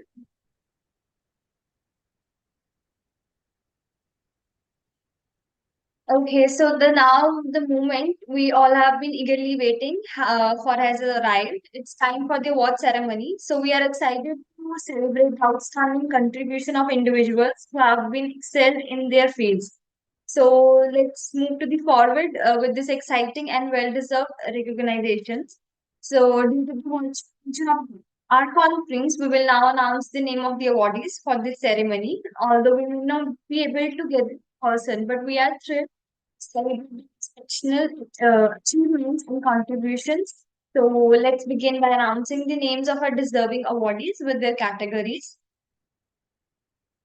So I'll be announcing the names with the category they have been selected.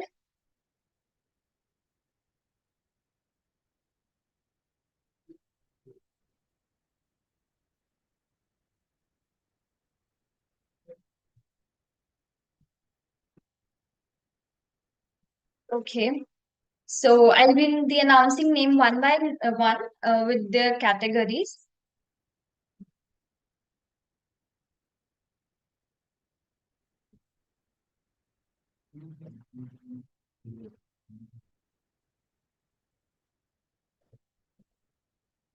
Okay.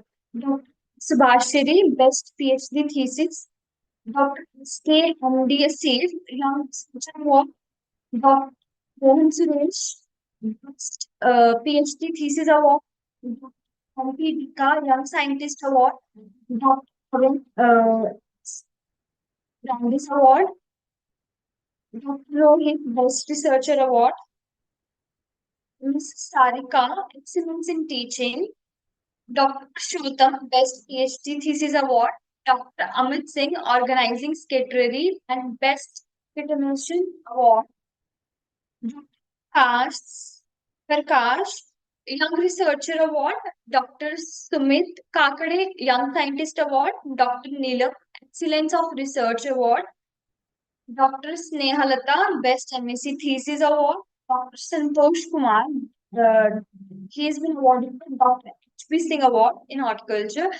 Dr. Chaudhary Mahesh Vishwas, he has been honored with Young Scientist from the Excellence Teaching Award.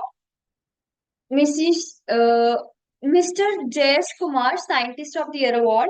Dr. Prachi Shukla, Excellence in the Teaching. Dr. Deepa, Best Extension Scientist Award. Dr. Nurullah Haveri, Young Scientist Award. Dr. Muhammad, uh, sorry, Mr. Sai, Best Soil Scientist Award. Dr. Vinod, Young Scientist Award.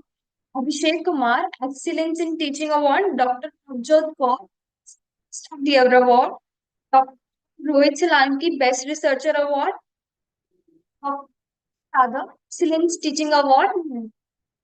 Dr. Sharma, Young Scientist Award. Dr. Girish, Outstanding Achievement Award. Um, Now Krishna, Young Professional Award. K. Sairam, Dr. B.M. Ambedkar Award.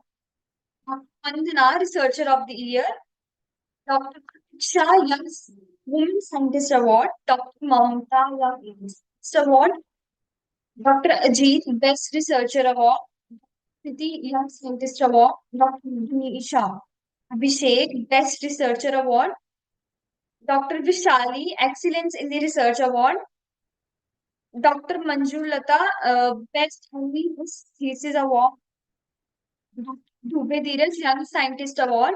Dr. Satyanarayan, Excellence of the Research Award. Vishnu Shankar, Best MSc Thesis Award. Mrs. M. Shirsha, Young Achiever Award. Dr. Mukesh Kumar, Young Scientist Award. Dr. Vin, Young Scientist Award. Dr. Naveen Chandra, Excellence Award. Dr. Sidhu, Young Scientist Award. Dr. Mamta Meena, Lifetime Achievement Award. Dr. Vinayak, Young Scientist Award. Dr. Shishir Sharma, Young Scientist Award. Dr. Shweta Singh, Lifetime Achievement Award. Dr. Varsha Gupta, Economist Award. Dr. Rahul Kumar, he's been awarded with Dr. Ratan Lal Award. Dr. Dhanraj, Young Horticulturist Award. Dr. Satyanarayan, he's been awarded with Excellence of the Research Award. Dr. Pramod Kumar, Young Biotechnologist Award. Dr. Jitendra Kumar, Best Scientist Award. Dr. Thilma, Young Scientist. Dr. Vijendra Lal, Young Professional Award. Dr. Neeta Mishra, Young Women Scientist. Dr. Mamta Meena, Young Women Scientist. Dr. Neeraja Shukla, Best Academic Award. Mrs. Priya, Young Women Scientist Award. Ashwini Raj, Best PhD Thesis. Vishnu Shankar, he's been awarded by MS Swaminathan Award. Dr. Ganesh, Dr. T.S. Venkataraman Award. Arpan, Young Scientist Award. Dr. D.K. Singh, he's been awarded by Dr. BPL Award. Uh, Dr. D. He's been awarded by Young and Outstanding PhD Thesis Award. Dr. Prithi, he's been awarded by Young Researcher Award. Sunita, Young Fellow Award. Dr. Sarkar, Young Economist Award. Dr. Sandeep, Technologist Award. Mr. Rao Stanu, Best Extension Scientist Award. Dr. Panchabhai Swapanil, he's been awarded with Best PhD Thesis Award. Dr. V.M. Amsa Gowari, Excellence in Teaching Award. Dr. Jyotibin Govind Bhai, Young Woman Scientist Award. Professor Lalita Harsh Bhai, Best Researcher Award. Dr. Ashok Kumar, Distinguished Scientist Award. Dr. Mary, Young National Award. Dr. Young Women Scientist Award.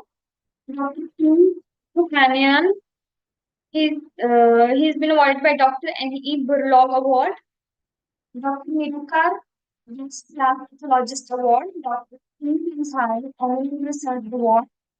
Jyoti Mullet, Best Thesis Award. Dr. Nirjan Kumar, Young Scientist Award. Ashwini Chaudhary, Best Economics Award. Dr. Priyanka, Best PhD Thesis Award. Mrs. Varsha Thakur, Best PhD Thesis Award. Mrs. Manjari Bhagat, Best MSc Thesis Award. Dr. Vijay Patil, Outstanding Achievement Award. Dr. Vijay Kumar, Best Economist Award. Dr. Tapas Paul, Best PhD Thesis Award. Dr. Thunam Shrikant, Best PhD Thesis Award. Prashant Vasan, Excellence in Teaching Award. Dr. Amar Shaw, Best Economics Award. Panjali, Best MSc Thesis Award.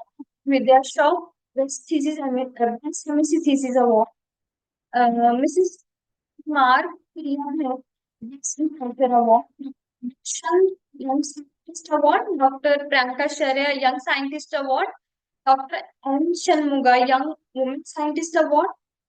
Dr. Ehli Majudmar, Young Professional Award. Dr. Usha Verma, Outstanding HOD Award. Nagappa Outstanding Achievement Award. Dr. C. Ashwini, Young Researcher Award. Dr. Yash, Young Scientist Award. Dr. Priyanka Sharma, Best PhD Thesis Award. Mrs. Neelas, Scientist Award. So these are these that has been awarded. So thank part of the ceremony and congratulations to all the awardees for their remarkable achievements, and we are really inspired by your hard work and dedication. So as we come near to the conclusion, so it is now our honor to introduce our final guest of the day, Francisco Arlet, who is the CEO of Harvest Harmonics USA. So he'll be joining us while then he'll be addressing you all.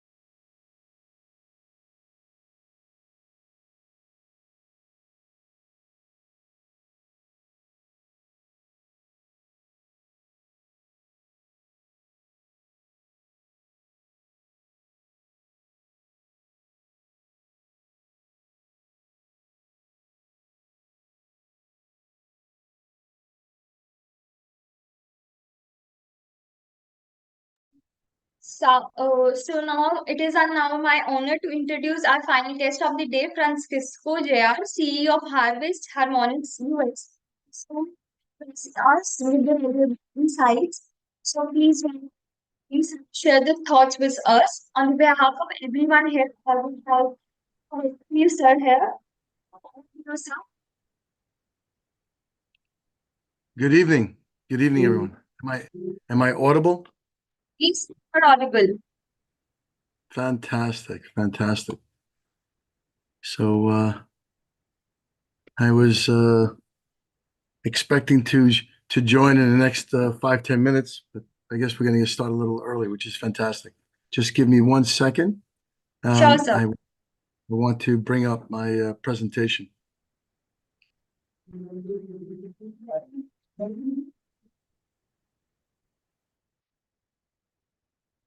I hope everyone's having a wonderful day today, enjoying all the presentations and learning so much.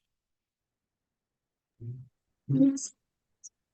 Who's been addressing all the day and Fantastic. sharing their expertise in their respective fields. That is excellent.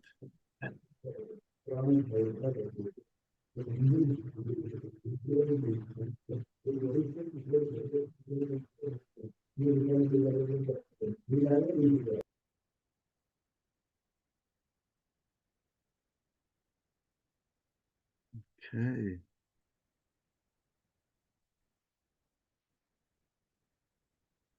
Bear with me 1 second.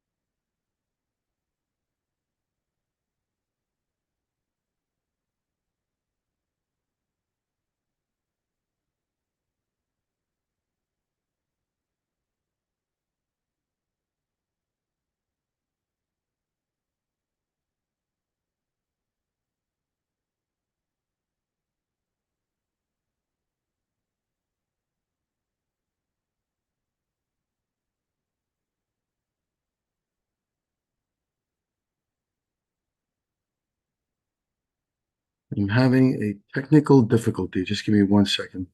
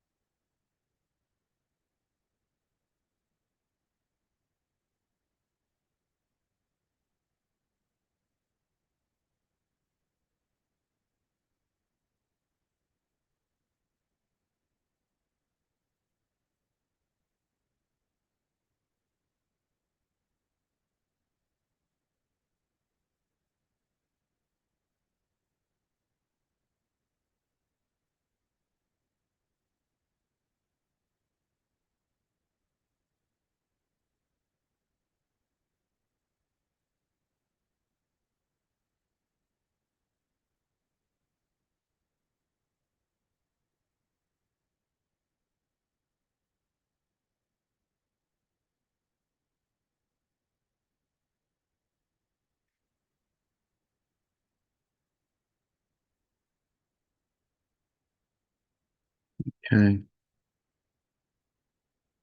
Here we are. And let me share my screen. Excellent. Good evening, everyone. Can everyone see my screen at this point? Yes, sir, it is visible. Excellent, excellent. And I am audible, correct? Yeah. Excellent, fantastic. So here in the United States, it is 5:30 in the morning, and I understand that I believe I am the last presenter of the day. Is that correct? Yes, sir. You're the last guest. Excellent. So let's end off the day with a really good presentation and show everyone the future of agriculture. All right. In this presentation, I will be showing you what our company has been doing for the last 10 years and the culmination, especially the major advancements that we have made in India and in recent months working with ICAR India to get this technology known and demonstrated within India. So first of all, my name is Francesco Arlia Jr. Please refer to me as Frank, and welcome to the future of sustainable farming. I want to just start off by letting everyone know that the future of sustainable farming is energy. It will all be based on energy. It's not, the chemical era of the last 120 years is coming to an end. We're moving into a new future, and that new future is energy. And this is what the future students are going to be learning, when they go to university. They're going to be learning about the energy and the physics of working with agriculture. So I'm going to show you some of that within this presentation. First of all, I think it's important that you understand the pledge of our company, right? Our mission is to create together with the agricultural industry a civilization with productive and economic growth that reduces poverty, hunger, and climate change and reverts the ecological damage to our water and land. We pledge our commitment to do our best to advance the health and well-being of all mankind and bring about a future where sustainable environments are a fact of life and healthy food and water are available for us all. Now, I'm sure you would all agree that in India, just like in the United States, we all want healthy food and water. And this is not something that is uncommon, as I've been dealing with close to 48 governments at this point around the world, and they all are looking for the same thing: healthy food and water. So let me give you some statistics of our company so you have a little understanding of who we are. Okay. We have about this number has grown since my last presentation, because these numbers, they grow every single week. But we have 609 cumulative global installations, 17,197 cumulative acres being serviced. Active countries are 52. We have, 219 trials in negotiation. Let me actually give you the updated statistics as of yesterday. Okay? Because I think it's important that you understand how fast we're growing as an organization and how important it is that we continue to get this technology out to every country in the world, which is our number one target right now. So as of yesterday, we have, you see, it says here 219 scientific trials in negotiation. Well, as of right now, it's 280. Okay. And as of yesterday. And then here we have scientific trials in progress. We have 22. And the reason why we have 22 is because 8 of these trials have completed. And trials completed was 28, and now it's up to 40. So we have 40 completed trials just in the last, I'm going to say 3 months that these numbers have grown. Okay. We have our sales to date. That number has also changed. Our average yield increase per farm, 47%. I don't know any other company, technology, or product that can say that about their technology. That's the average yield per farm globally across the planet. So many farms have done more and many farms have done less. Okay. Let's see. Number of product refunds, 0. We're proud of that. These, you can't really read these, but these 3 letters that you see here are official government invitations. We've been invited to visit 3 countries from the top government officials. One of them here is from the Vice President and the Minister of Agriculture of the country of Gambia.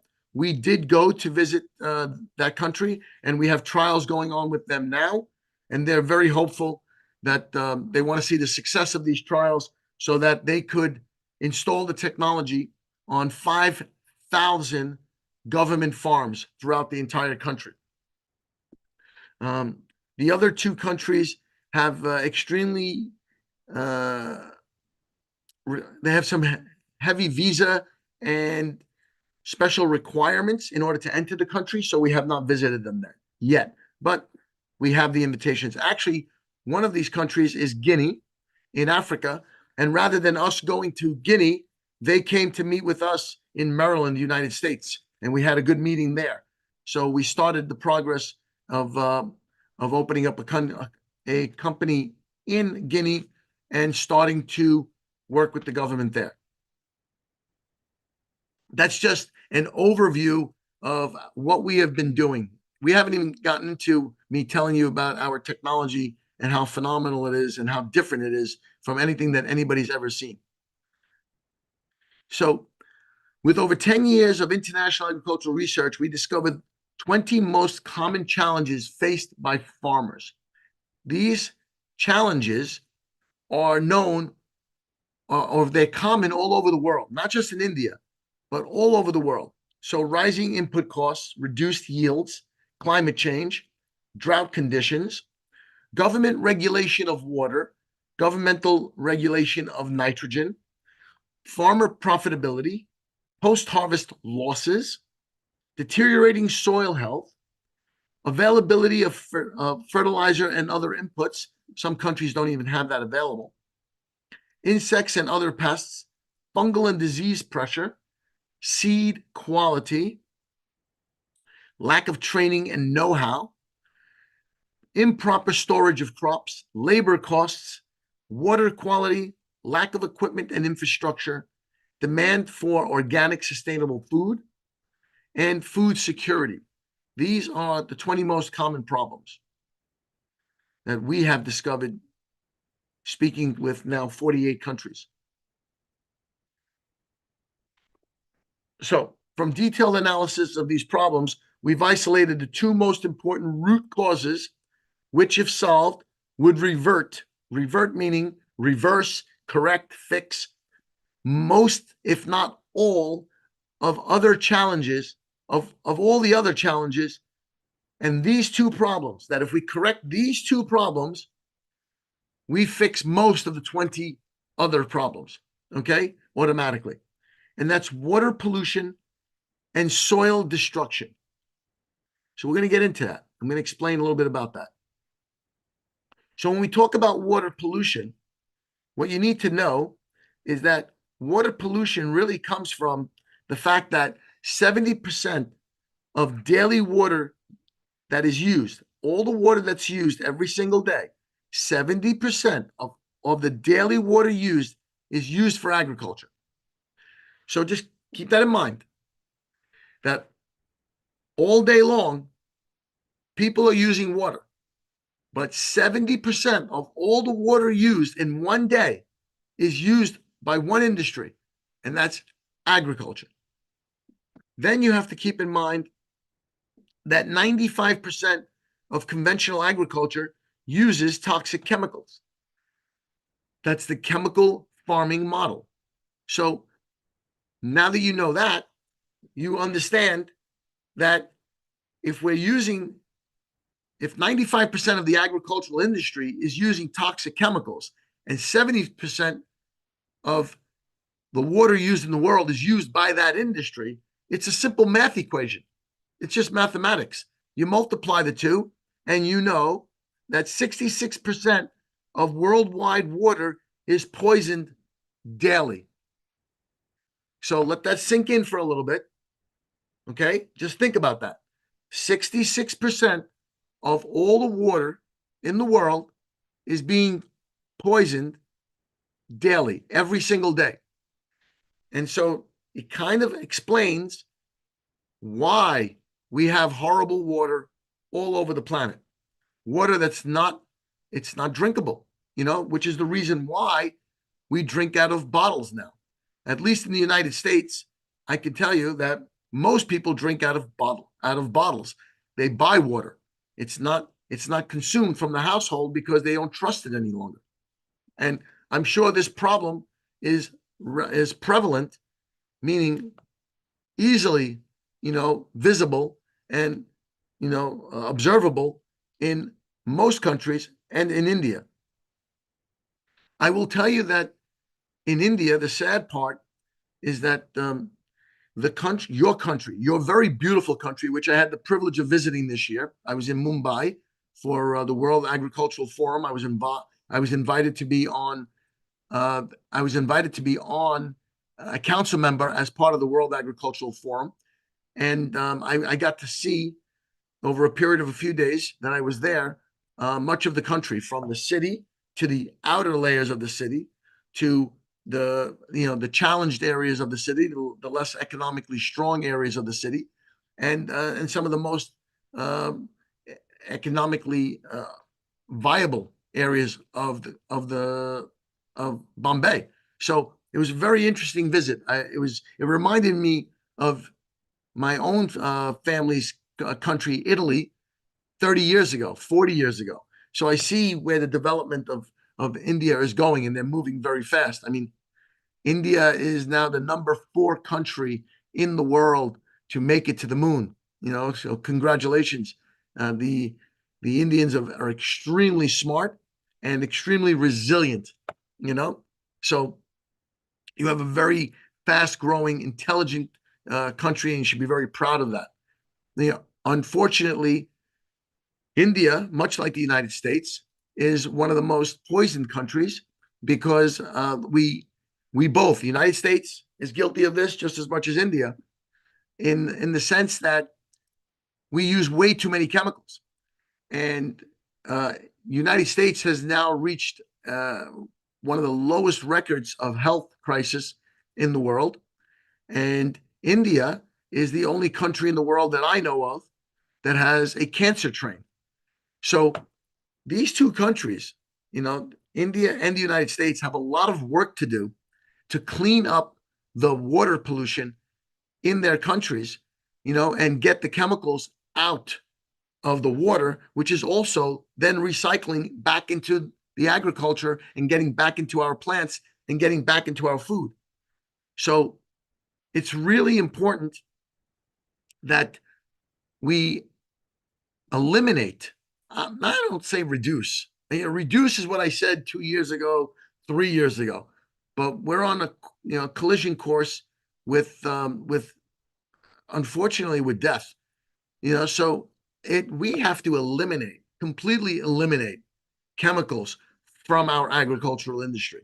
And that is why we're here. We have the technology to do that. So now you understand how water pollution is the number one reason, okay, that, we need to clean up in order to resolve all the other problems in agriculture. Now, let's talk about soil ecology destruction. What that means exactly is the same chemicals that are poisoning our water are poisoning our lands, and they're killing off our soil microbes. And we actually put together an explainer video. One part of it explains how our technology will revert all of this. But the first two parts of the technology were developed by another gentleman who we were blessed to meet and learn about his explainer videos, because he explains perfectly the physiology of the plant and the environment and how they work together, and then how we have destroyed ourselves over the last 120 years with chemical-based agriculture. And then I take over from there with an animation explainer video that explains how we're going to fix all of this. Now, interesting, I wanted to play that for you today, but the explainer video is almost complete. It's not ready yet. It's not to my standard of perfection. So if anyone wants the explainer video and wants to see it, of course, you can always go to our website at harvestharmonics.com, because within the next week to 10 days, it will be there and available for showing. Or you can email us at service@harvestharmonics.com and just ask for the link, to the explainer video, and we will send it to you. And it'll blow your mind. It's a very educational video. And it's all done in animation. Majority of it is animation. And I believe by the time it's done, it's going to be about 10 minutes long, but it's going to be a great 10-minute education. So we're destroying our soil ecology with these chemicals because we're killing off, a large portion, at least 50% of the biomass of microbes is dying off in the soil with each application, which tells you, wow, these microbes, they must be multiplying pretty quickly in order to, keep our soil alive. Well, that was happening years ago, but now our soil is dead. Most farms do not have a live soil. It's not alive. It is being used almost like a medium.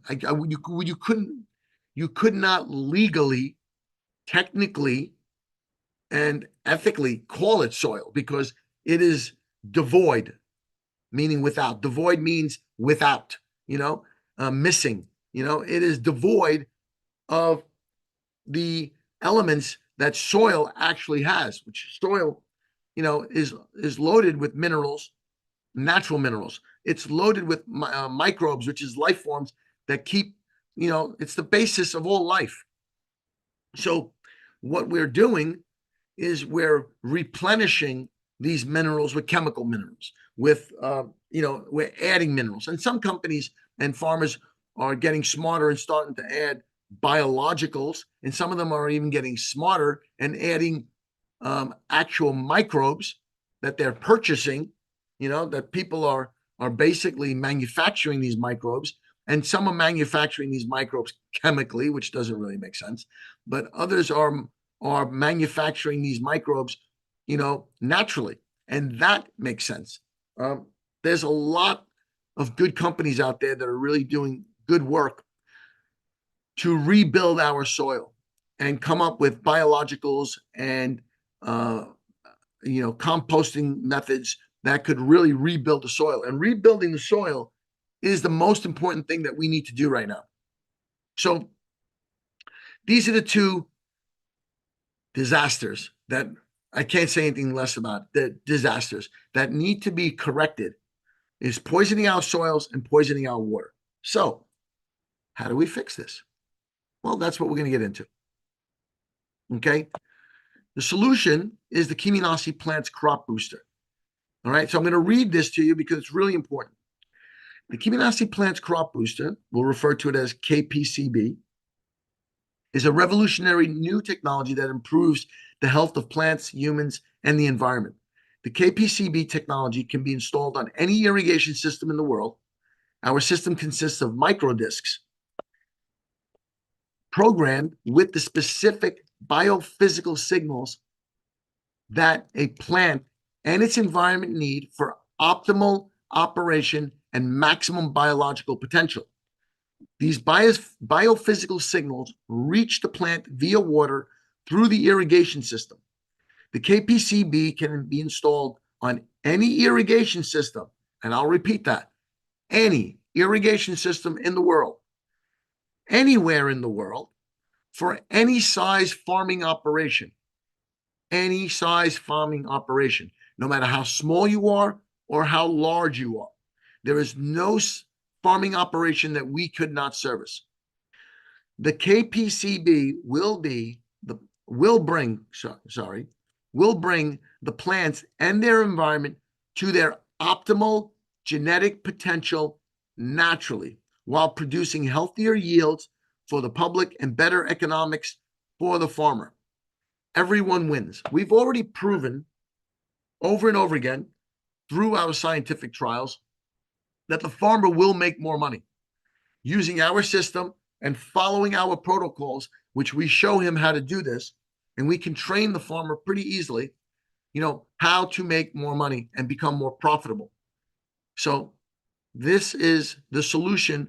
Now, you add to this what everybody else is doing, and you have a very interesting future for the planet, because there are many companies out there with incredible technologies and inputs that are not chemical based that work extremely well with our technology.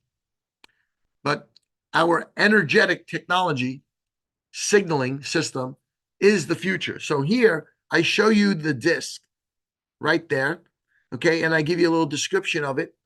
This is, our product spec sheet. A lot of details, but, I'm going to stop sharing for 1 second. And I'm actually going to show you how small the disc is. That disc, okay, has the same type of power that this disc used to have. I'm sure everybody remembers this disc. This disc is the compact disc. This disc is the Kiminasi disc. So this we would call a CD, and this we would call a KD, okay? Like the letter K, the Kiminasi disc. The Kiminasi disc works the same way as the CD, in the sense the CD is basically, this is worthless. It's just a piece of plastic that holds information, okay? But the information that you put on this disc is the most important thing that you need. Whether it's music, whether it's video, whether it's computer data, you put this into a machine and it gives you back the information that you need. And that's the information that's important to you. This disc is the Kiminasi disc. It works the same way. Information is stored on this disc. 3,000 programs related to quantum physics for agriculture are on this disc. This disc then is attached to a metal pipe. Now, this looks like an ordinary metal pipe, okay? But the reality is this metal pipe is patented and it has a compartment. You can see the compartment there. Let me show you. See that? That compartment. So that compartment opens up, and inside you place the disc, just like you would put it in a machine, okay? But you put it inside a pipe. So you put that inside the compartment, and now the disc would be inside. And when water goes through this pipe, it gets programmed. All the water that goes through this pipe is now programmed with the data that is on this disc. It's that simple. This is how advanced we are. We are so advanced that we're taking agriculture way into the future, 20, 30, 40 years into the future. This technology will be the basis of every university teaching in the next 5 years. We're making sure that every university duplicates this technology, sees it for themselves, and starts setting up their own laboratories so that students, the future students of agriculture, can start learning how this technology works and the benefits of it, and then start developing natural, organic, biomass, biotechnology, bio inputs that will align with this technology to make farming 3, 4, 5 times more viable than what it is today. You know, we actually don't know the power and the potential of plants. We haven't seen the maximum potential of a plant. But when using this technology in soil with natural sunlight, you will start seeing the potential of plants. The problem today is we don't have a lot of soil that's rich in natural minerals and microbes. So we have to rebuild that soil.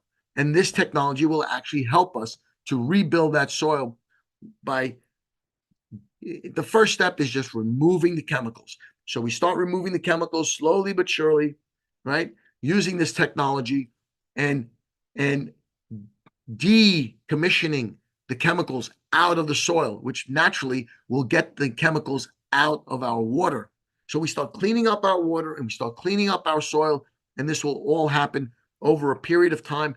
Then the soil is rebuilt, and now you'll start seeing the genetic potential of plants, which will be absolutely amazing. I'm looking forward to the day that we have corn stalks that produce, 4, 5 ears per stalk, something that nobody's ever seen before.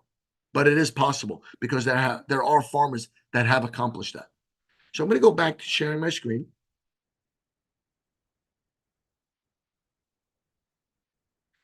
And we're done with the spec sheet. So we have 44, well, now it's 45 documented benefits.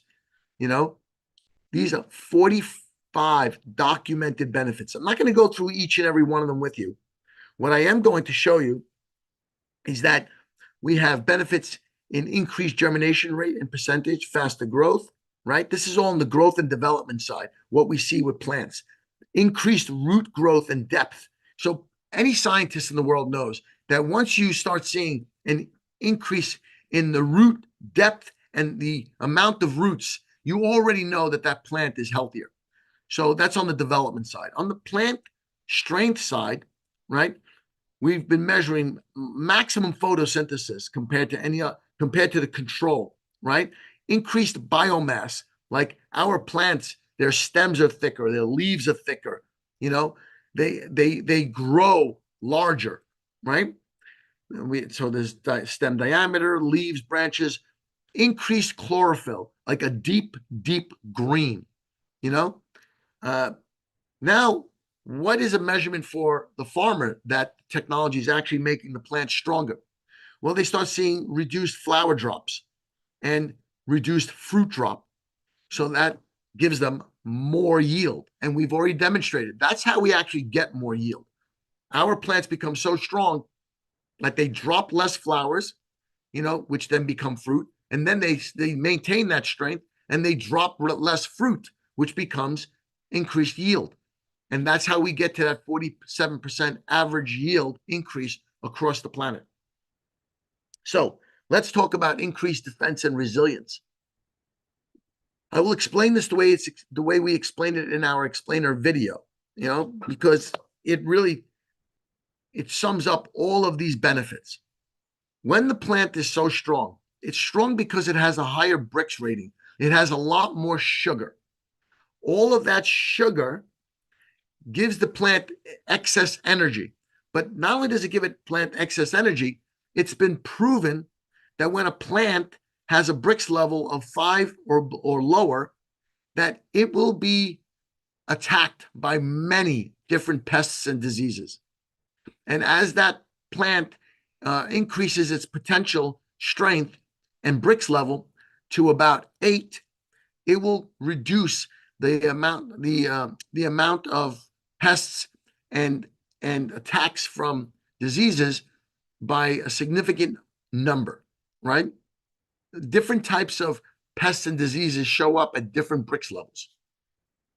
By the time the plant gets to a Brix level of 10, it's showing very little attack from pests and disease. By the time it gets to 12, there's hardly any pests or diseases that attack those plants. Once it goes above 12 and it starts to approach 13, 14, 15, you do not see any more pests and you do not see any more diseases. The plant is basically so strong that it is completely resistant. But This is something that an ethnologist can explain a lot better and more scientifically than myself. My general understanding of this is that there are frequencies, okay? There are communication waves between the plant and the pests that indicate from the plant to the pests that I'm weak and I'm dying. So please come and eat me and get rid of me, because the pests and the disease are part of nature's cleanup crew. Decompose the plant, eat the plant, and turn it into compost. That is the way nature works naturally. When the plant is really strong, it sends out a different frequency, and the pest and disease will react to that frequency, saying, okay, this plant is really strong. We can avoid it. We can leave it alone. And so by using our technology and getting plants stronger and stronger and closer to their genetic optimum, the pests and diseases will go away, and they will start to attack other plants, that are weaker in other areas. And so this is how we get the farmer to save money on pesticides, herbicides, and all these other things that he's spending all kinds of ridiculous money on, by just getting him to re-energize his environment, the soil, and the plants. And we have the technology to do it now. So then we go into fruit quality. Everything I just explained will increase, obviously, the results of the fruit quality. We won't get into the details of that, and I have already explained how all of this helps to reduce the costs of inputs, water, fertilizer, pesticides, herbicides, and actually reduces weeds. Then we have production. This is something that I've already mentioned. Increased number of flowers and fruits per plant, increased yields documented by our case studies. By the way, I'll mention this now, and I'll mention it again towards the end, that attached to this presentation is about 80 to 100 case studies, scientific studies around the world, and case studies, farmer case studies around the world. We will provide it to anyone that wants this presentation so they could read it themselves and go through all this material themselves. And anyone that wants it just has to send an email to service@harvestharmonics.com. That's HARVESTHARMONICS.com. Harvestharmonics.com. Just send us an email at service@harvestharmonics.com and just ask for, the presentation, ask for the explainer video, ask anything that you want, and we'll gladly send it to you. Okay. If you want to see all of our scientific studies that have been published, we'll send it to you. We'll send you the links to everything. Okay. Greater seed production. We've seen that. Increased crop weight. We've seen that. All right.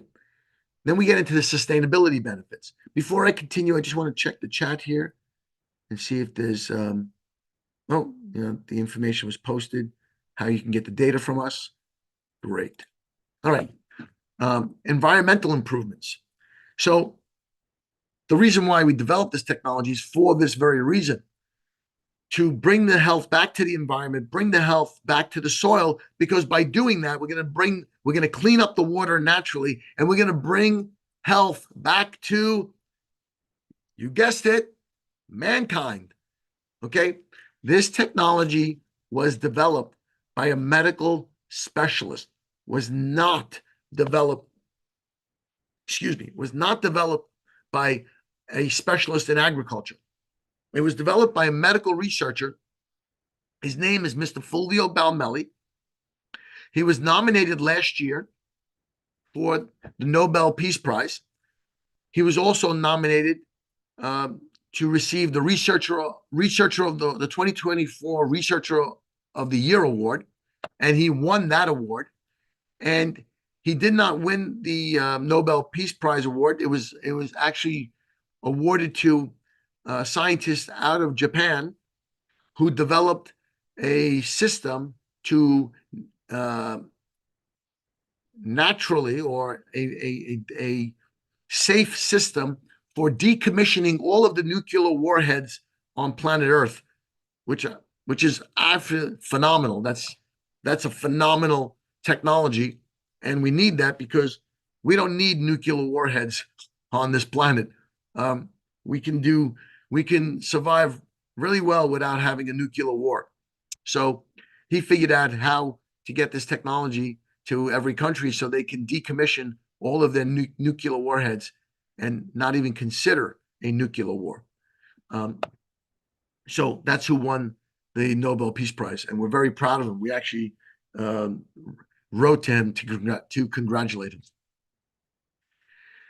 So let's talk about, how this technology actually works. When a farmer prepares the land for planting, carbon and nitrogen get released into the atmosphere as greenhouse gases. Okay. Here's just a little picture of that happens. They're preparing the land. They're basically cultivating the land and preparing it for farming. But by doing that, they're disturbing the land. And so carbon and nitrogen get released into the air. All right. The actual process is explained in detail in our explainer video, but you get the general concept. Now we have more carbon and more nitrogen in the air, and that's what heats up the air, and that's what's creating the problem of climate change. So then we plant our seeds, right? And using the crop booster, the microorganisms in the soil can pull CO2 and nitrogen out of the air and into the soil. So just to demonstrate that, we start watering with our technology. And as the plants grow, okay, because the plants have to grow. Without the plants, this doesn't work. So once the plants start to germinate, now this process of photosynthesis starts. And what happens is our technology is helping the plant to boost its level of photosynthesis. And as the plant grows, it now increases its Brix level, increases the sugar that it has. That sugar is then exchanged with the microbes in the soil, and the microbes in the soil, start to expand and start to multiply. Okay. Then these microbes will go out and they will start pulling down into the soil carbon and nitrogen and creating a natural fertilizer. Okay. And as the plant continues to grow and expand its root system, now there's going to be an expansion of the microbial population within the soil, and the plants are going to keep pulling nitrogen, through the microbes. They're going to keep pulling nitrogen and carbon out of the air and back into the soil. And once there's an abundance of nitrogen and carbon in the soil that is expanding on its interaction with microbes, so the soil is actually becoming more and more soil based and less, dead soil. It's actually becoming live soil. When that happens, then you'll start seeing other plants and grasses growing, and this will then add, because the grass, what does the grass do? It will pull down nitrogen, and carbon out of the air, and also expand its root system. And this system is the way we had natural agriculture, over 100 years ago. We had so much enriched soil that we could grow anything, anywhere, which is not what we can do today. So that's how we revert the problem. And then I'll leave you off with knowing that our company is one of the only companies in the world that aligns with all 17 Sustainable Development Goals of the United Nations. And we explain directly and indirectly how we do that. It's all in this presentation. Again, I will email this presentation. My staff will send it to anyone that sends a request at service@harvestharmonics.com. And then we get into how we do this in the presentation, which I won't get into the details. I will just tell you that the rest of this presentation is all of our case studies all over the world, showing different farmers and scientists and universities and governments, using our technology and getting results all over the world. Again, 52 countries, 48 governments that we're working with. We even added in a design of how you can prove. Oh, by the way, this scientific trial was done at Lovely University in India. Lovely University has been doing several trials with us, and we started trialing with Centurion University, and we have other universities that we're working with in India. So there's a lot of activity happening in India. Okay. The Lovely University used our POPs trialing program. They used our system for trialing, which is what we want to teach farmers, because by using this system, we teach the farmer how to become more profitable. The POPs trial program is POPs stands for Profitability Optimization Protocol for Sustainability. So we teach farmers how to become more profitable and more sustainable at the same time. And again, there's just case study after case study after case study. You know, it's endless all over the world. And I go on and on and on.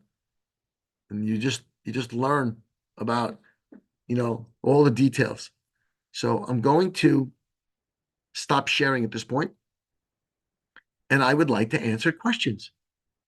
Does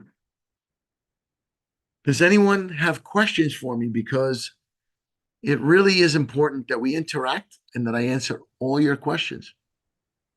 Actually, to let you know, sir, in the main participants are there in the Zoom meeting, and the rest of the audience is there connecting with us in the YouTube. The session is live on the YouTube. Fantastic. Yes, sir. Excellent. So, being that it's on YouTube, are there questions that come in through YouTube? Do we have questions for me to answer? If I got any questions, I will forward to you, sir. Oh, fantastic. Okay, good. So then, let me So, do on this. the behalf of everyone, I just want to say a big thank you, sir. I think your words have been a fitting conclusion to this conference, and we are deeply grateful for the time and the effort you took to share your knowledge with us, sir. Thank you so much, sir. And we look forward for the collaborations with you, sir. Absolutely. Absolutely. By the way, that is something you mentioned, the collaborations. I'm glad you mentioned that, because we have offered our technology. We actually offered $10 million worth of our technology to the new elect President Trump and the new administration, so that they can set up demonstration trials throughout all of the United States and see that this is the future for making America healthy again. And I started offering this technology for free to every country out there, so that they can make their own countries healthy again. And anyone that's listening from any other country that's connected with either the government of India or any other government in around the world that's listening, by all means contact us, because we are looking to give the technology to the government research centers for free, completely for free, in order for them to see, that the future of farming has arrived, and it should be utilized as quickly as possible to improve the environmental and farming conditions of every country. So that offer is out there. No worries, sir. I'll circulate your mail among the participants also. So if they will want the connections, then they'll connect with you, sir. Fantastic. Thank you so much for your time and for allowing me again to present to Just Agriculture. I love your forum. I love, your group, and God bless. Thank you so much, sir. Okay. Bye-bye. Bye, sir. Bye. Okay, so participants moving further. Now I would like to announce names of the scholars with their awards. So I'll announce the names of the scholars along with their respective categories. Okay, starting with the Harshita Sood, best chemistry scientist. Dr. Lakshmikant Das, MSc Swaminathan Award, G. Lochan, Best Plant Breeding Award, Vinash, Best MSc Thesis Award, Mr. Deep, Outstanding Student Award. These are the awardees which have been left, their names have been left. Dr. Archana Kumari, Young Woman Scientist Award, Dr. Jishan, Young Extension Scientist Award, Miss Rose Salim, Best MSc Thesis Award, Mrs. Swati, Best MSc Thesis Award, Dr. Wasim, Best Extension Scientist Award, Dr. Vajid Mullah, Young Scientist Award, Dr. Said Mullah, Best Soil Scientist Award, Vikas Kumar, Best Researcher Award, Ankur Singh, Best Researcher Award, Bhuma Amrita, Young Agronomist Award, Mrs. Swati, Best MSc Thesis Award, Harshad Shukre, Young Horticulturist, Paramvir Parlia, Young Researcher Award, Jagdeep Singh, Innovative Farmer, Martia Dutta, Best MSc Thesis Award, Dr. Puneet Kumar, Young Researcher Award, Mrs. Dipali Pawar, Young Women Scientist Award, Neetu, Best MSc Thesis Award, Mr. Patil, Best MSc Thesis Award, Neetu, Best MSc Thesis Award, Mr. Patil Mahesh, Best MSc Thesis, Kanukula Akhil, Gold Medal Award, Mr. Anna Sam, he has been honored with Best Food Technologist Award, Mrs. Best MSc Thesis Award, Mrs. Samruti Rekha, Best MSc Thesis Award, Mr. Shobit, Young Researcher Award, Mr. Researcher Award, Mr. Ankit Kumar, Young Scientist Award. Vishnu Shankar has been awarded by Best MSc Thesis Award. Mr. Ingale, Best MSc Thesis Award. Mr. Best MSc Thesis Award. Mr. Kumar Biswal, Best MSc Thesis Award. Rahul Jakhar, Best MSc Thesis Award. Mrs. Amrita Singh, Young Researcher Award. Dr. Vikar Unnisa, Best Researcher Award. Mr. Abbas Vilas, Best MSc Thesis. Mr. Miss Masangari Supriya, Best MSc Thesis Award in the designation Floriculture and Landscaping. Mrs. Alinda Kashyap, Young Researcher Award. Miss Aishwarya Rajkumar, Young Scientist Award. Mr. Arvind B. Rathod, Excellent Research Award. Miss Kiranani, Best MSc Thesis Award in the field of Agriculture Economics. Mrs. Martika, Extension Education Award. Mr. Dr. Shant, Best Agriculture Engineer Award. Dr. Rashmi, Mr. Vamasi, Best MSc Thesis Award. Mr. Kumar Sahu, Best MSc Thesis Award. Dr. Priya Rani, Young Researcher Award. Dr. Ashutosh Sembal, Best Researchers Award. Mrs. Samari, Young Entomologist Award. Mr. Kairan Singh, Young Scientist Award. Mr. Dodival Prajwal, Best MSc Thesis Award. Mrs. Somya, Best MSc Thesis Award. Mrs. Lakhani, Gold Medal Award. K. Shruti Sai, Best MSc Thesis Award. Mr. Digita De, Young Biotechnologist Award. Mr. Vishnu Shankar, Best MSc Thesis Award. Mrs. Krutika, Young Researcher Award. Mr. Anil Ramdas, he has been honored by Best Researcher Award. Mrs. Madhuma Shashkam, Best MSc Thesis Award. Dr. Parveen Kumar, Young Scientist Award. Dr. Vikram Singh, Young Scientist Award. Dr. Sumit Karwa, Young Scientist Award. Dr. Shivani Singh has been honored by Young Woman Scientist Award. Mr. Vashal Jagdish, Young Horticulturist Award. Mrs. Madhubala, Young Scientist Award. Mr. Ankit Kumar, Best MSc Thesis Award. Mr. Paktgari, Best MSc Thesis Award. Jitendra Kumar Meena, Best MSc Thesis Award. Mrs. Parmeet Kaur, Best MFC Thesis Award. Mrs. Parmeet Kaur, Best MSc Thesis Award. Dr. Virendra Kumar, Young Scientist Award. Dr. Dipanjali Jain, Best Researcher Scholar Award. Mrs. Prerna Parmod, Best Researcher Scholar Award. Mrs. Monica Surendra, Emerging Researcher Award. Mr. Rohit, Best Research Scholar Award. Mr. Sachin Arjun, Best Technologist Award. Suraj Goswami, Young Researcher Award.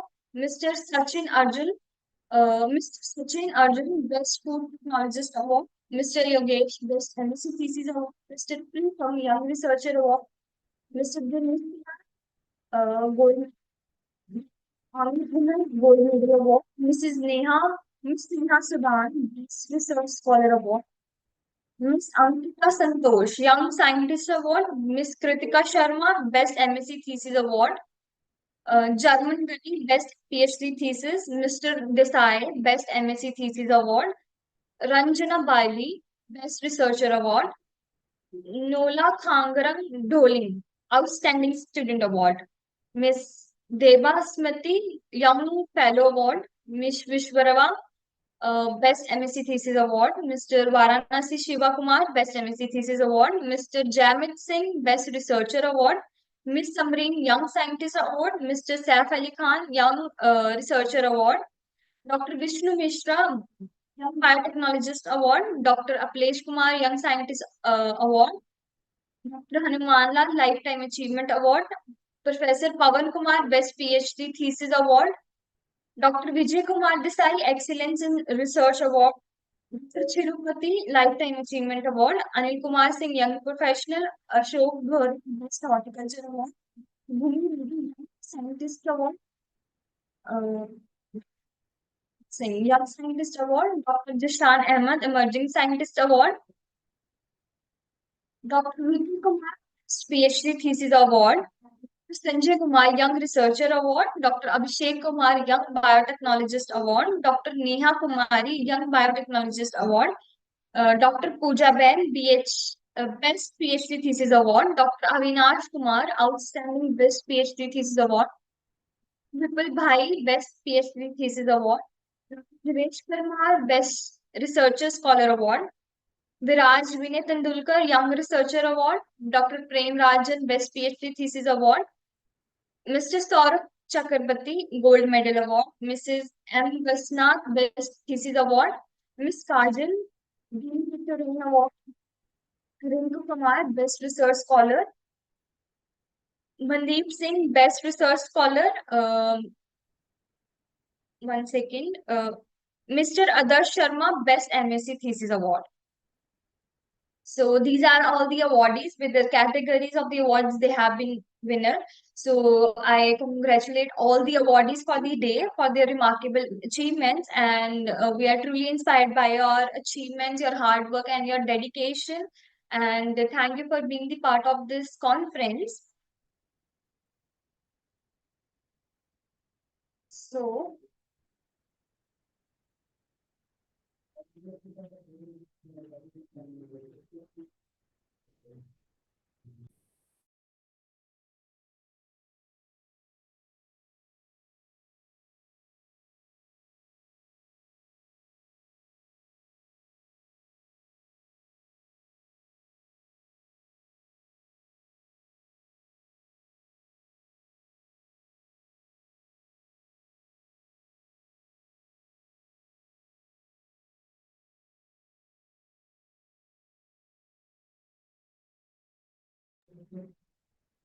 okay, sorry for the delay.